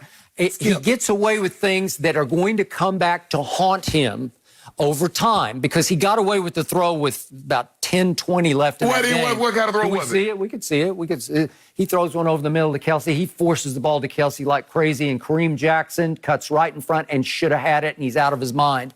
That would have changed that game. That was a 3-point game right there. It's just a bad idea because he's just sitting on it because they know he's going to throw it to Kelsey come hell or high water. Yes. He's just going to fire it to Kelsey any way, shape, or form because Kelsey is extraordinary. Kelsey will catch any and everything. Here's the thing, though, Skip. This kid gets another Super Bowl, Kelsey. He's going to have a compelling case as being the GOAT tight end. Well, all I know is that pass right there reminded me a whole lot of the 2 interceptions he threw late in the 3rd quarter and early in the 4th quarter in the Super Bowl. They remind me of the 2 interceptions your guy threw last week. The 2 interceptions your guy threw last week that helped us win the game. My guy's 6 out of 9 Super Bowls. Game over. No. See, you see what you did, Skip? Now, everybody else, now Skip Bayless tells me everybody else has to update their resume. Patrick Mahomes needs to update his resume. Aaron Rodgers needs to update his resume. But only Tom Brady gets to live in the past of winning 6 Super Bowls. When is he going to update his resume? I just made a compelling case that my homeboy is being wildly overrated by somebody across the table. If you don't mind me asking, Skip, you love the Bible. The Bible for you is QBR. Can you tell the people at home, because I'm not so sure my notes is correct, who leads the NFL in QBR this season? Yep. No. Yep, that's not his name. Well, who leads the NFL in QBR, Skip? Red zone? Shaky. Skip, who leads He does. Who is he? Yeah, your guy. What is my guy's name? Yeah. Say his name. I don't need to say it. Oh, so now you Destiny Child. You won't even say the girl's name. 0 for 7 in the red zone over the last 2 Say games. his name. 3.8 points a game margin. If you don't mind me asking. 4 games. Hold on. Say his name. Say his name. Who is that guy? If I'm not mistaken. The guy who's 3 for 18 on 3rd down against the Broncos? The last 4 I'll say his name is Patrick Mahomes. Thank you. You say the last 4 games, he's what? His margin of victory is what? 3.8 points a game. No. Okay, take the 3.8 in the last 4 games. Now, what you say in the middle? Margin of victory. That's what we care about. We don't care about anything else. Yep. Victory. All right. No mercy. Well, how about this? The upset of the weekend happened in Seattle as Colt McCoy and the Giants beat the Seahawks 17-12. New York's defense recovered a fumble and got an interception, while journeyman Alfred Morris scored 2 touchdowns for Big Blue. After their 4th straight win, the 5-7 Giants will now be in first place in the NFC East, regardless of what happens with Washington or Dallas this week. So, Shannon, how surprised were you by the Giants' win? I was shocked. Colt McCoy hadn't had a win since 2014, Skip, and here we are in 2020, and he goes on the road after Seattle had been playing really well, Skip, they went to Philly and they got a win on the road, and they're coming back home, and you're like, okay, let Russ cook. But Russ been burning the meals lately, Skip. Last 6 weeks, Russ ain't been cooking. Russ been burning meals. So he might need to get out the cooking business. But let's give the Giants credit. Skip, their defense is playing unbelievable. I don't know if there's been a better defense over the last 7 games. 19 points allowed. They got 5 sacks yesterday. If I'm not mistaken, they picked him off again. They're playing unbelievable. Now, they're not scoring a ton of points, but they're not letting you score any points. And so they're hanging around, Skip, and in the last second, they make a play here or there to beat you in the end. And Seattle had several opportunities, Skip. They blocked the punt. The ball was right there laying on the end zone, and they dive on it, and the ball squirts out the end zone. Instead of having a touchdown, you get 2 points. And that's kind of how the game went for them yesterday. Sometimes I think Russ is trying to do too much, but I want to give the Giants credit. Skip, I did not think they would be here after the way the season started for them and Daniel Jones were turning the football over, but their defense have gotten better and better and better. They're getting contributions from Wayne Gallman. He's running the football, and give Colt McCoy credit. But we've talked about this, Skip. Seattle's defense still leaves a lot to be desired. But this is not about the Seahawks. This is about the Giants and going on the road. They're like, man, we want this division. We want it ain't saying much, Skip. But being a division champ, getting a home playoff game, hey, this is prime. This is right for the taking. And give them credit. The Giants played a great game yesterday. So you're saying the Giants are running away with the NFC least. Is that what I hear? If you can say running away, how about a brisk walk? They're walking very fast. And Joe Judge, for whom you had little to no respect early, he's a Coach of the Year candidate now. I don't know about all that, Skip. I don't think he could be Coach of the Year with 6. I understand he's probably going to win the division with about 6 wins, but I don't know if you can be Coach of the Year, especially with you got the guy in Cleveland, you got Mike Tomlin, you got some other more deserving candidates. So, even after sleeping on it, I still cannot wrap my mind, my heart, my soul around the fact that Colt McCoy went to Seattle and beat Russell Wilson. Yeah. How is that possible? Something your guy couldn't do. You know your guy. My guy was Dak at that point. Yeah, exactly. Yeah, Dak was down 30-15 in the third quarter to these guys. Yeah. Brought them back, empty calories, didn't win. Couldn't make the play to win the game. You finally used that, huh? You've been using it against me. So do you realize that on point spread alone, this tied the biggest upset of the year in being an underdog and winning a road game because they were 10.5-point underdogs going up there. I think that was like next to the Raiders when they beat the Chiefs the first time in Kansas City. And the Seattle media is calling this maybe Russell's worst game in the last 3 years. Because they let him throw 43 passes. They ran it only 22 times. And afterwards, Pete Carroll said, well, Chris Carson's a little banged up and Carlos Hyde's still a little nicked. Only 22 runs to let Russ cook us, as you just pointed out, with 43 passes. And you couldn't grand total more than 12 points. I got it. The Giants have a legitimate defense. The Giants have legitimate football character to them because Wayne Gallman, listen, he'll give you whatever he's got, he'll give it to you. Yeah. I liked him at Clemson. I like him now, but not to the tune of giving up that many yards. 16 for 135. 190 total yards rushing. Are you kidding me? Even Alfred Morris turning back the hands of time. It's just hard for me to comprehend that happened in an NFC least that still looked vaguely winnable for my Dallas Cowboys, who had the lone most unexpected win in the division this year when they went up to Minneapolis and beat Minnesota, beat Kirk Cousins in his own backyard, 31-28. Well, I got to give it to you. This is more impressive. This is way bigger and more impressive. I still hang in only because the Cowboys have left on just one loss record they're gonna beat y'all, Skip. of the rest of the teams, but they still have the third easiest schedule left in the NFL. But the Giants gonna beat y'all in New York. Okay, well, that's the finale. That's it. Okay, but remember, the Eagles have the 15th easiest schedule. Now we get all the way down to 20th, and it's the Giants, and 23rd is Washington. So you would say, well, 20th and 23rd should be a hard schedule. So look what the Giants have left. They got Arizona coming up at home, and all of a sudden, the Cardinals have lost their way. Once Kyler got his shoulder banged up, they don't look the same. He doesn't look the same. They're not igniting around him. The defense is getting worse by the snap, it looks like. And then come the Cleveland Browns to New York. Well, as you just said, show me, Baker. What do you got? Yeah. Can you go on the road and beat a team? So now you want Baker to show you. I do. Because it'll help your cause. Okay. And my team tomorrow night has to play at Baltimore. Lamar Jackson reportedly back. That's an L. Okay. And a bunch of players starting with Calais Campbell are back on defense. Yeah. So will Baltimore be looking more like Baltimore? They will. Okay. Well, the Giants have to go to Baltimore in their third of their 4 remaining games. And then with those 2 losses, could it set up a Dallas showdown for the end where at least we could play spoiler in it? I don't know. But Skip, everything is going to be predicated on you guys winning tonight. You guys got to win it. Tomorrow, excuse me. Yeah. You guys got to win that game. Yep. You got to win that game. Well, obviously, it's sink or swim now.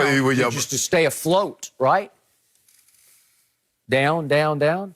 Okay. Well, you should be right. Before the year started, I circled that game and put a big L beside it, right? Skip, so I think we're all in agreement. The MVP discussion is over for us, right? It's basically, it's a 2-man race right now. Everybody else thanks for participating. It's Mahomes and Rodgers. That's what the MVP race is. Okay, right? I will buy that. I thought Derek Henry was still hanging around in there, but maybe... Skip, unless a running back has an Adrian Peterson 2012, Skip, it's just going to be hard because these quarterback numbers are just getting... I mean, you're going to have 2 guys probably throw for over 40 touchdowns. Mahomes going to be 5,000 yards.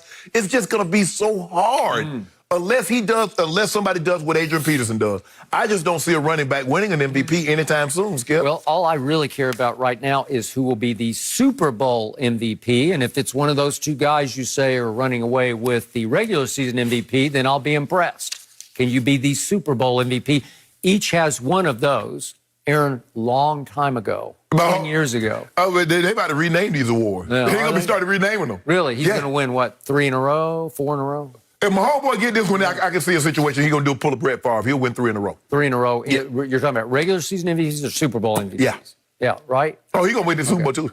Okay. I mean, I'm looking good in my Super Bowl pick. I got Kansas City, New Orleans. You look good. I will give you that. I'm looking pretty good right now. We have a long way to go, and we'll see. And the Kansas City bandwagon's the wheels are starting to wobble a little bit. Skip, you do realize they're 11-1. Yeah, but 4 straight wins by a grand total victory margin of 3.8 points a game. Hey, Jenny, did you hear that? I could have swore he said wins. I could have swore that's what I heard him say. Is that what you said, wins? Just throwing it in there quickly. If the Cowboys did win out, that would be 8-8. Would that win the division? So is it fair to say you can't write us completely off? Skip. 8-8. Would 8-8 win it? You guys have won 1 in a row. That's the best you guys can do. And you talk about winning out. I mean, I'm just throwing it out there. Yep, Shannon and I have been trying to help Throw you that here. paper It's out. been tough for a while now. Well, they got 5 games left. So you say they're going to win out? I didn't say that, but if they do, would it mathematically be possible that 8 wins would win the division? Yes. Yes. Yes. Thank you. He said it. But there is no mathematically certainty that you guys I'm going to let you just be wishful over there. No mercy. Start Saturday strong as one of America's greatest rivalries. Headlines, big noon Saturday when Justin Fields and number 4 Ohio State battle Michigan. It all starts with a special big noon kickoff live from the Shoe at 10 a.m. Eastern, followed by Big Noon Saturday on Fox. As always, I am very much looking forward to covering the game this year. Well, the Packers beat the Eagles 30-16, and maybe the biggest storyline out of it was the long-anticipated Philly quarterback change. Carson Wentz was benched in the third quarter after completing fewer than 50% of his passes and getting sacked 4 times. Rookie Jalen Hurts came in and provided a spark with both his legs and his arm, running for 29 yards and throwing his first career touchdown in the loss. And after the game, Doug Peterson was non-committal on who the starter would be moving forward. He said the same thing this morning. We're now joined by Fox Sports NFL analyst Michael Vick. Mike, good to see you. I'm going to start with you here. Would Jalen Hurts give Philly a better chance to win than Carson Wentz? Yeah, I think so. As of right now, I think Jalen is the spot. I mean, when you look at what he did yesterday in a short period of time, he did it under difficult circumstances. Coming off the bench, it was cold. they were behind, and he did provide a spark. But imagine Jalen Hurts with a full week of practice, reps with the #1 offense. I think he'll be a lot better, and I think he can provide a spark. And what Doug Peterson can do is take a page out of the Sean Payton playbook with Taysom Hill and what they've been able to do with him.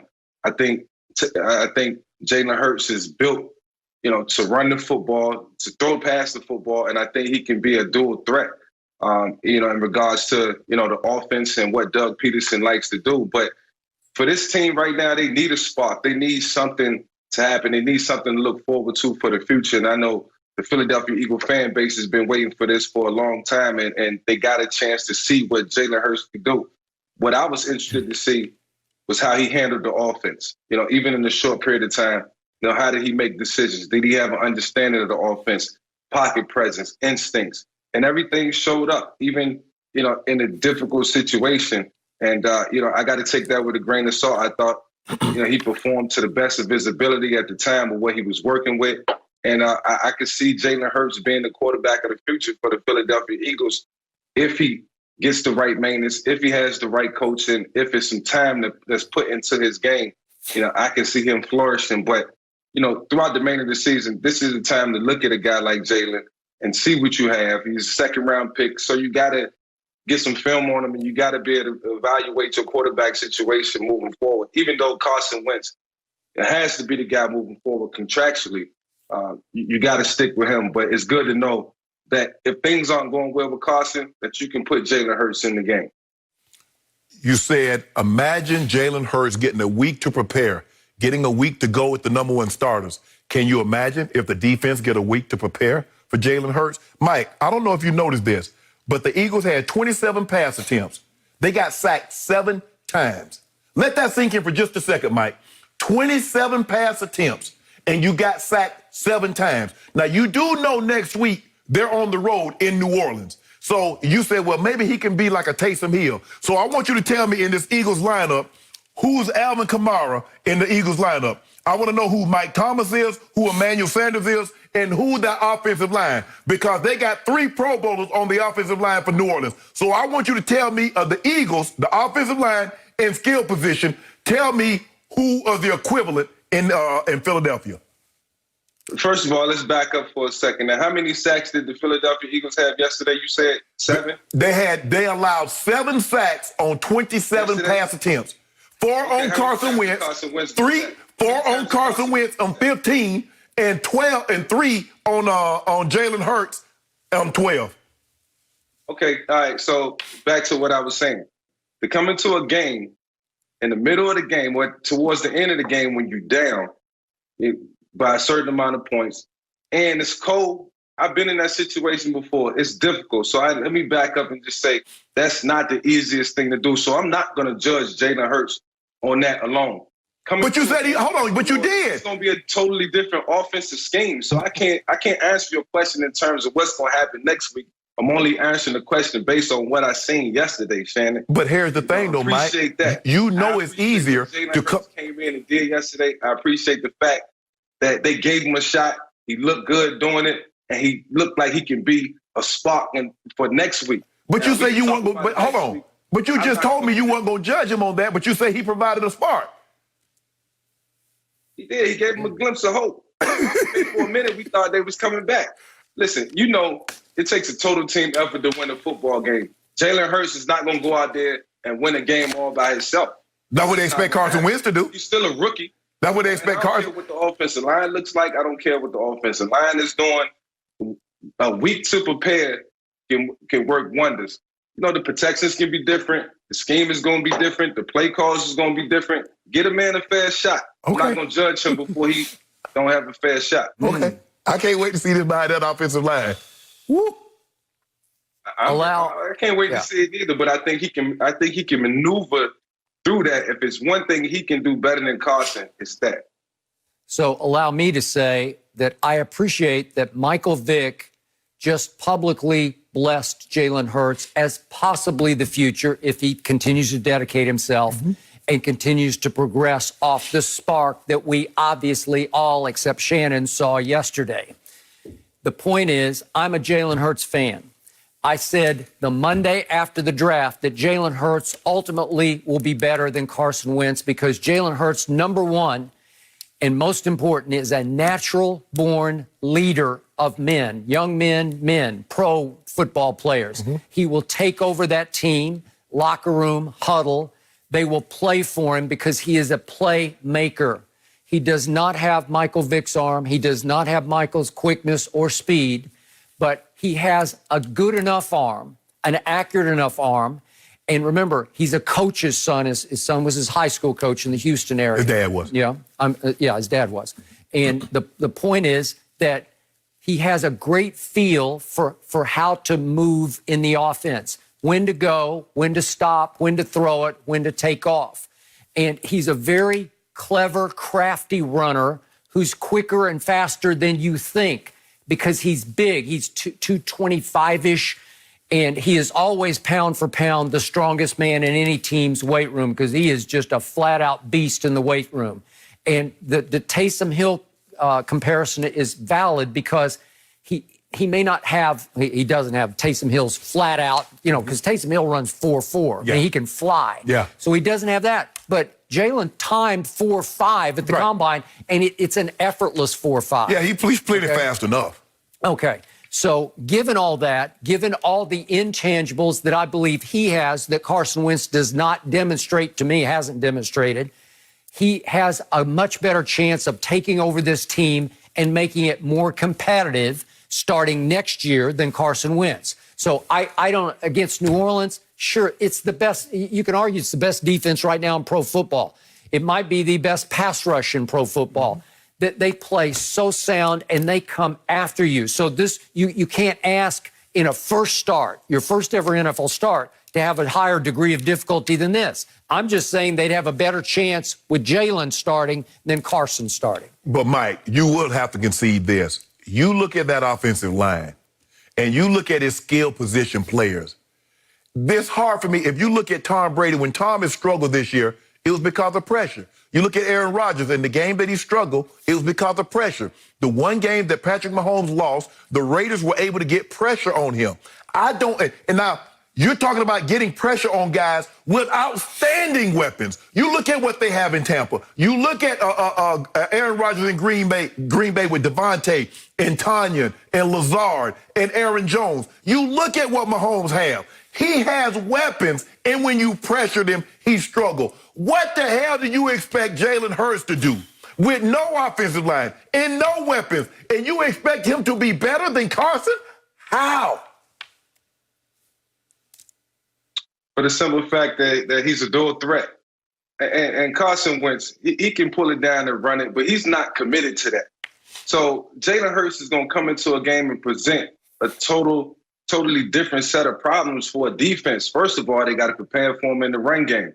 And like Skip said, he's stocky, weighs about 225. He's young. He's not beat up. He's going to be able to take that pounding. He's going to be able to give it to you for 4 quarters, throughout the entirety of a football game. And that's not going to change. Mix in a little bit of passing game. And they drafted this guy in the second round for a reason. So Doug Peterson has evaluated this kid, and they understand what they can get away with in the short term. In the long term, you build an offensive line around him. You give him some weapons, and then you see the Jalen Hurts that you've seen at Alabama, Oklahoma, potentially.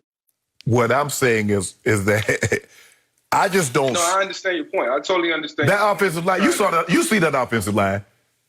You see that. It's horrible. And that's not his fault. It's not Carson's fault. We could be having the same conversation or a different conversation about Carson if the offensive line was healthy, if Deshaun was out there, if Alshon Jeffries was at his best. We could be having the same conversation. So I just don't want to take anything away from Jalen Hurts before we give him a fair shot at going out there and showing that he can be the franchise quarterback moving forward down the road. I'm not saying in the next year or the year after, because we know Carson Wentz is locked up contractually with this team, but it's a building block. It's something that Doug Peterson can hang his hat on. So, Michael, obviously you started in Atlanta, so you bleed some red, but you also bleed a little green because you had a great long stint in Philly also. Gut feeling, what's your heart tell you that this franchise should do going forward? Is it time to change coaches? Is it time to change management? What's your gut feeling?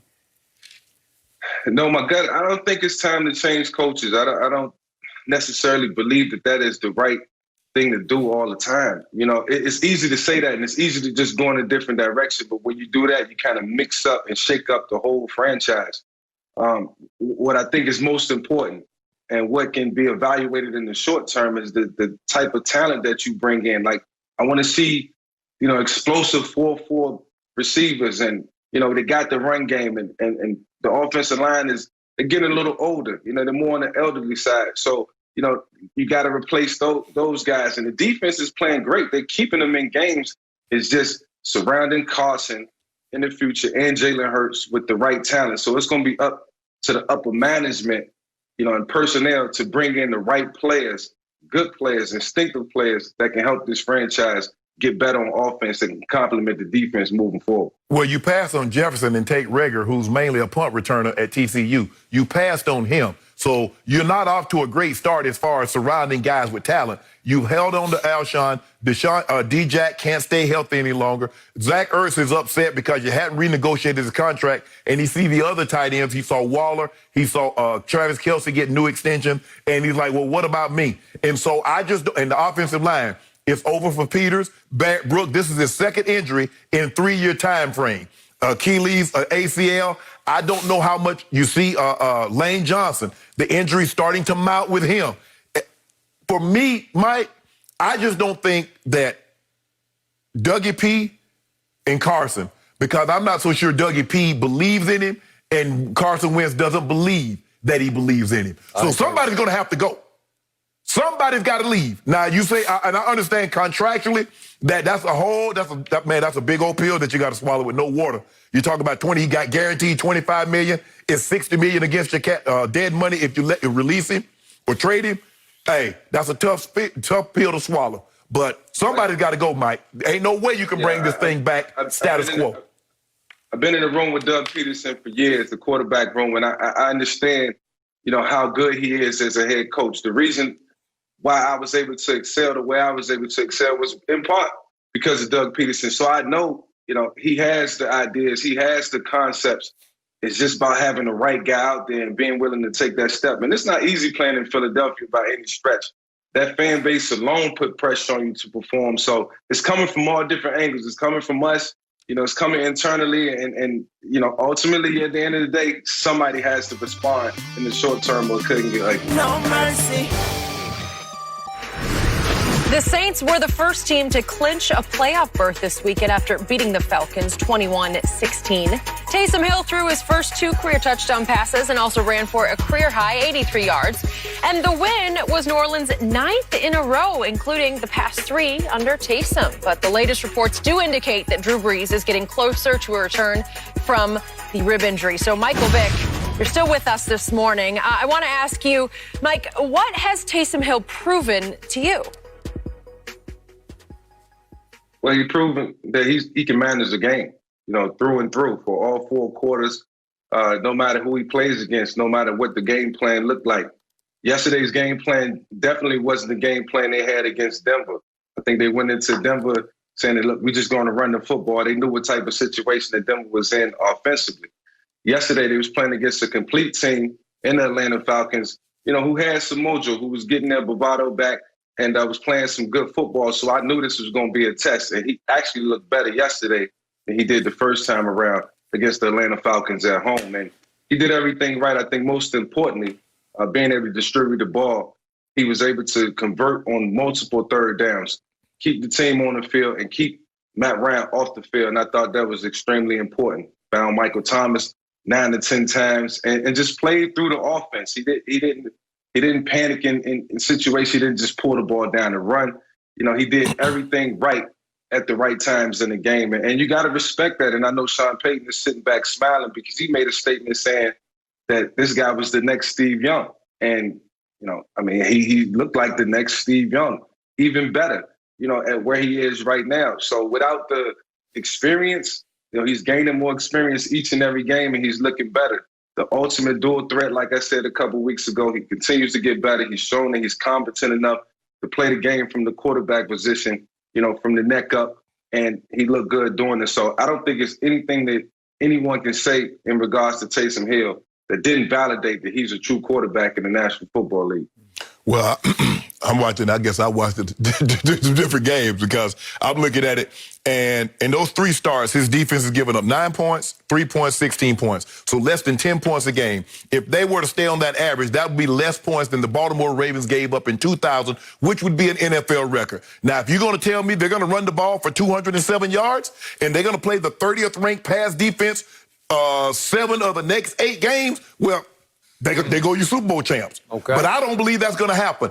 I want to see Taysom Hill in a situation where the opposing offense can put pressure on their offense, where you have to meet them scoring. Well, hell, if I only got to score 3 points, I should be able to get that as a competent NFL quarterback. What did Teddy Bridgewater do last year? Yeah. He went 5-0. Okay. 5-0. Atlanta don't have a good offense. They scored 16 points. Matt Ryan, Todd Gurley, Julio Jones, Calvin Ridley out there yesterday. I saw what that defense did against Green Bay over there in Atlanta. So when they played Green Bay, how that look? I mean, like I said, you said when they play Green Bay? Yeah, you saw them play Green Bay, right? New Orleans. You saw them play Green Bay, right? Was Taysom Hill playing quarterback? No, Drew Brees was, and you believe Taysom Hill could have got 40? So in other words, you're telling me Taysom Hill is a better option at quarterback than Drew Brees. Is that what you're saying? I don't want to hear. Make sure you're saying that right. More at the quarterback position than Drew Brees. He can pull it down and run it. You can design plays for Taysom. You can, just like we talked about with Jalen Hurts. I'm not going back to that. You can open it up a little more, Shay. That's all I'm saying. That's all I'm saying, Shay. You can open it up a little more, baby. Skip, you've covered every Super Bowl. How many winning quarterbacks have ever won the Super Bowl in your 40 years? The guys that can pull it down and run. Steve Young did, but by that point, he wasn't pulling it down. He wasn't pulling it down and running. Huh? Patrick Mahomes won it last year. He can run the football. That's all, Mike. Because Patrick was pulling it down in the playoffs. We're talking about like Taysom Hill. Patrick Mahomes has never had more than had 10 carries in a game. Patrick Mahomes, his most carries might have been 5. As a matter of fact, he had 5 the first 2 games, which he had 50 yards rushing. But that's neither here nor there. What I want to see is I want to see them in a situation where that defense is not getting 8, 9 sacks in a game, and they're not holding the other team down, and the team gets to the 25, get to the 30-point mark. And then I can evaluate, because you know this, Mike, at some point in time, you're going to have to get into a shootout. And can Taysom Hill win a shootout? If he can win a shootout, then they'll say, okay, we're going to be on to something. But when the defense got 8 sacks in the first game and gave up 9 points, and they held the Broncos had more interceptions than pass completions. And then yesterday, let's not get carried away. I know the Falcons are playing better, but that's still the 30th ranked pass defense. So I will give him this. He's doing what he's supposed to do. Hold the ship steady. Don't crash it. Don't hit an iceberg. Don't run to the shore. Do what Teddy Bridgewater did. Keep it 5-0. Okay. I got you. Degree of difficulty, very low for Taysom Hill. Yes. Very low. Got you. What did your eye test tell you? As a Hall of Famer, when you watched him play yesterday, is that a starting quarterback for some team in the National Football League? Starter, but win a Super Bowl? No. Okay. But he is a credible starting quarterback. Yeah, I'll give you that. I will also go that far. Again, his passing motion leaves a little bit, it's high and tight, mechanical, but it's been working. Right. He has completed this year 72% of his passes. Some of those were in his gadget role when people were wide open. Yes. But he impressed me yesterday because, 27 of 37 for 232, it looked legit to me. And listen, this is a big kid. He's really not a kid anymore, but he can, at 6'2", 220, he can fly. Yeah. I mean, I think it's legit 4.4 40 speed. I think it's Steve Young kind of speed. I think Steve was right in that ballpark, right? Okay. And at the goal line, he's a much more powerful runner than Steve ever thought about being, because Steve didn't do that. No. At the goal line, you can just call his number. It is more Cam-like to me. He's not as big as Cam, but he will he will pack a wallop like Cam can pack. Well, you saw him turn the corner and pick up 40 yards in a hurry. Well, that's why. But that was he ran right by the DB, and I said, that's speed, man. Right? He hit the edge and was out. Okay, and he carries himself great. He looks like he's got supreme confidence in himself, and yet he's got one of the best, if not the best, play callers in the league. Yes. He's got one of the best strategists in the league. I give you all that. But again, they're going to have to make a choice maybe next year. Is it Taysom? Is it Jameis going forward? Right. Well, I think this head coach is leaning Taysom. Well, here's the thing, though, Skip. You might have to make a decision this year. You might. Is it Taysom or is it Drew? Well, Drew's supposed to give it a shot to come back. Because remember, this coming week, Sean Payton's mentor, Bill Parcells, had to make a decision. Jeff Hostetler or Phil Simms. Yep. And he stuck with the hot hand. Oh, you're talking about hot hand. Yes. Oh. He stuck with the hot hand. He will not go away from Drew Brees. You don't think so? No, he'll go back. He won't go away from Drew. No. Like, I wouldn't do that. I didn't. You know, that thought crossed my mind yesterday when I was watching the game and they were showing Drew, and then I came back down to earth like, hold on, this is one of the greatest quarterbacks to ever play the game. I don't care how good Taysom Hill is playing. I'm going back with Drew because I know Drew cerebrally can get me through a game. You know, he don't have to do all the extra stuff, but other quarterbacks do. You know, Drew is maybe one of 15 quarterbacks to ever play this game that can go out there and just beat you from the neck up, and he can take 7 sacks and still beat you. So it don't matter. But when you're talking about Taysom Hill, you're just talking about a guy who's just the ultimate X factor. And, you know, in the hands of Sean Payton, this man is going to be dangerous for a long time. And, you know, they don't have to use him this year. It don't even have to be next year. But Sean Payton knows what he has. There's a reason he got that money. So, Mike, next year, going forward, if there's no Drew, is it Jameis or is it Taysom? It's Taysom. And from a quarterback standpoint, I'm always be honest. And I love good quarterback play. I evaluate every quarterback that plays in the National Football League. If you start for a team, I'm evaluating you from afar based on my personal experience and what I've seen, you know, growing up and throughout my experiences. And, you know, when I look at a guy like Taysom, I start to think if I was a coach, what I would do with him. When I look at a guy like Jameis, it'll be a totally different game plan. Wow. It's just that Taysom just gives you something different, and that's where the game is trending these days. And you know, you gotta hang your head on that. And if you want to win games, you're gonna use everything that Taysom can provide to the best of your team's ability. Add some defense to it, and you got a playoff team. I mean, I like Jameis. I just think Jameis is situated for this situation more so than Bruce Arians, because you're not going to ask him, Skip, to take the risk. And we see Tom, when you ask him to take the risk, that's a high turnover offense is what it is. Now, you're going to get a lot of big plays, Skip. You're going to get a lot of 70, 80-yard touchdowns, but you're going to get a lot of 2 interception games also. I agree. No mercy. Tomorrow, it's a special edition of the NFL on Fox as Zeke and the Cowboys take on the Ravens. Coverage begins at 7 Eastern, 4 Pacific, also available on NFL Network and streaming on Prime Video. And don't forget, there are 2 Monday night games today. First, Washington at Pittsburgh on Fox at 4:30 Eastern. Then, Bills-Niners at 8:15 on ESPN. Lots to watch today. And hot action yesterday. Down by 4 late in the fourth quarter. Derek Carr connected with rookie Henry Ruggs on the game-winning touchdown with 5 seconds remaining. And the Raiders kept the Jets from getting their first win of the season. Well, after the game, New York safety Marcus May questioned defensive coordinator Gregg Williams' decision to bring an all-out blitz on the final play, saying, quote, "You got to help us out." And now, guys, according to multiple reports, the Jets have fired Williams this morning. So, Shannon, was this the right move? It was, Skip. It was the only move that you could have made. And I get, Skip, with the organization they're trying to build for the future. But you know, when you're not locker room at the time, Skip, I don't give a damn about no Trevor Lawrence. I'm trying to win a game. Skip, I don't want to be like the Detroit Lions, 7, 8 years ago, Skip, the only team to lose all their games in a 16-game season. I'm not trying to be on that list. I want to win this game. And if we somehow lose Trevor Lawrence by winning a game, oh, so be it. But you can't make that call. Even I heard Rex Ryan say it's the dumbest call he's ever seen. It'd be hard-pressed for me to find any defensive coordinator that will co-sign. Because even in your situation, Skip, you say, well, I can understand what Pete was thinking in that situation, so call that. But you won't find a defensive coordinator, knowing that the only thing that beats you is a touchdown. They have no timeouts. All they got to do is complete a pass, get him on the ground, I win the ball game. Just don't give up a touchdown. And you call a defense that if you don't get home, they're going to give up a touchdown. And they're so convinced that you're going to run that defense, Skip, that they max protect it.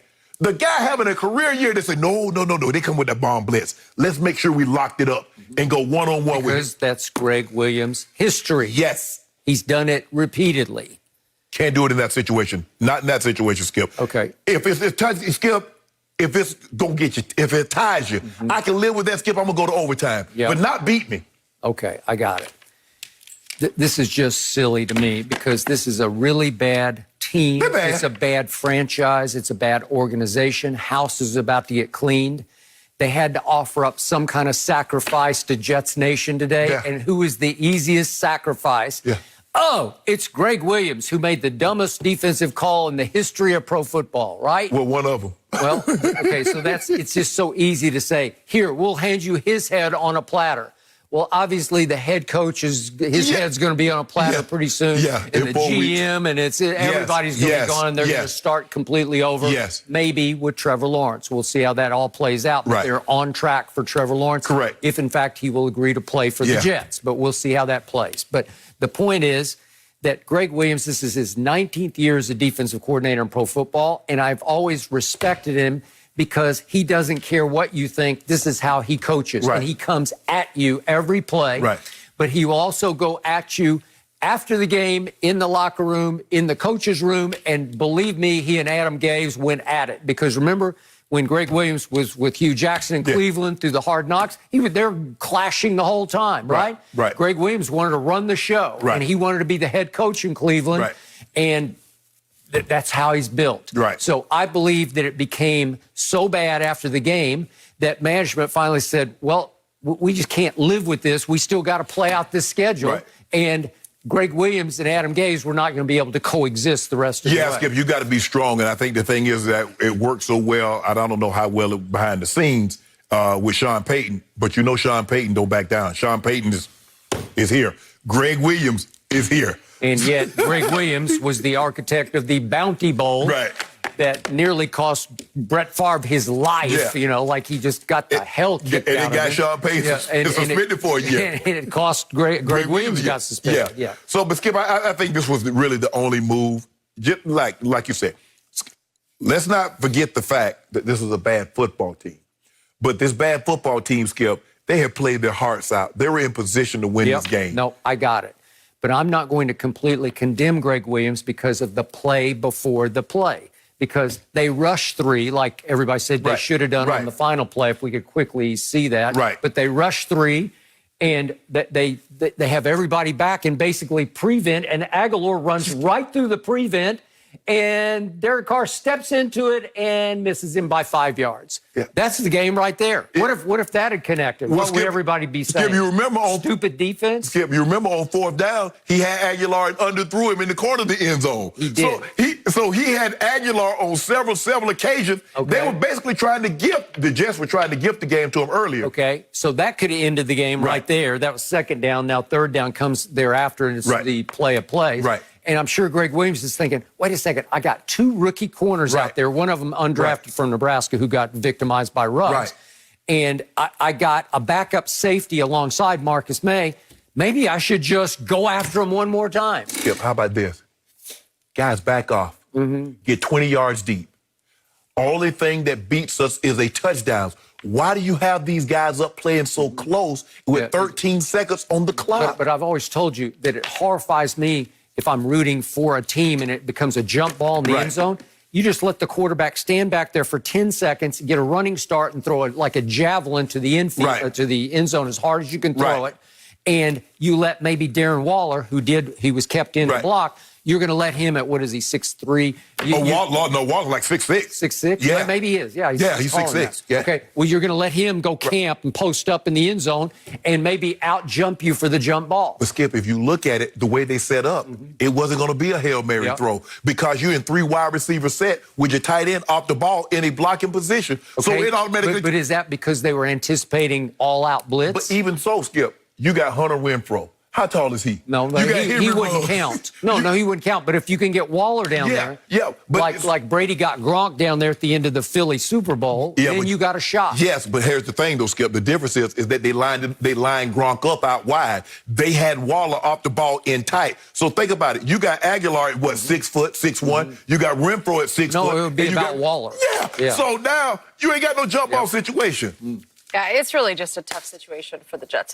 Someone had to take the blame for that. Someone had to take the blame. No mercy. Well, Floyd Mayweather announced that he'll fight YouTube personality Logan Paul in an exhibition boxing match in February. Logan's brother, Jake Paul, is coming off his big win over Nate Robinson just over a week ago, and the 43-year-old Mayweather looks to be cashing in on the buzz surrounding that fight by taking on the older Paul sibling. So, Shannon, do you have a problem with Mayweather doing this fight? No, I pick up a little change. I mean, sometimes, guys do speaking engagements after you've done, you pick up this little speaking engagement for him. This is an appearance. This is a meet and greet. Yeah. Hey, so what Logan Paul gonna meet and greet them CDs. CDs? Before I go lump him up. We've been looking to get our get back, Skip. Ever since Nate got knocked out by his brother, we've been looking to get our get back. And so we're going to get our get back. Get back? Yep.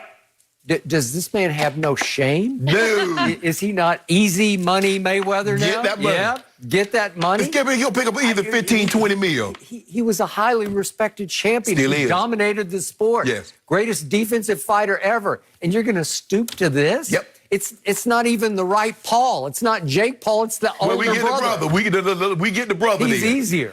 Look, I was like, I started with the moment Nate Robinson hit that canvas face first. Yep. I'm like, who can we nominate as an athlete to get our get back? I looked at James Johnson. Okay, but it's not Jake. It's the older brother. I want somebody. Somebody? Brandon Marshall, our first things first, Brandon Marshall. Yep. But I'm going to tell you who good with their hands and you might not know. Curtis Martin. So what? And we want our get back. That's what. So you want Curtis Martin to fight Jake Paul now? I wanted to fight something. We go get our get back. Y'all nothing to have bragging rights. This isn't even a fight. Nope. This is an exhibition. No, I know what happens. How low can you go? Skip, I know you over there. You're like, yeah, we got him. No. We go get our get back. This for the culture. We got to represent. Money, represent. Represent? Yep, lump him up. You represented against Conor McGregor, and it was a worthy fight. That's It okay, was we'll actually a battle. We gonna lump him up. Yeah, we gonna lump him up. Put a patch over his eye, say closed for the weekend. Really? And you're proud of your guy? Proud of it. Yeah. Floyd, I want you to do damage. Treat him like you treated Pacquiao, like you did Rescue Gotti, Corrales, all of them. Ricky Hatton. He's some YouTube creation. That's okay. But here's the question. Will both of you watch this? Yeah, well, No. Absolutely Absolutely not. We're going to talk I will not watch. Good stuff. Enjoy the games tonight. See you guys We tomorrow. gonna get our get back.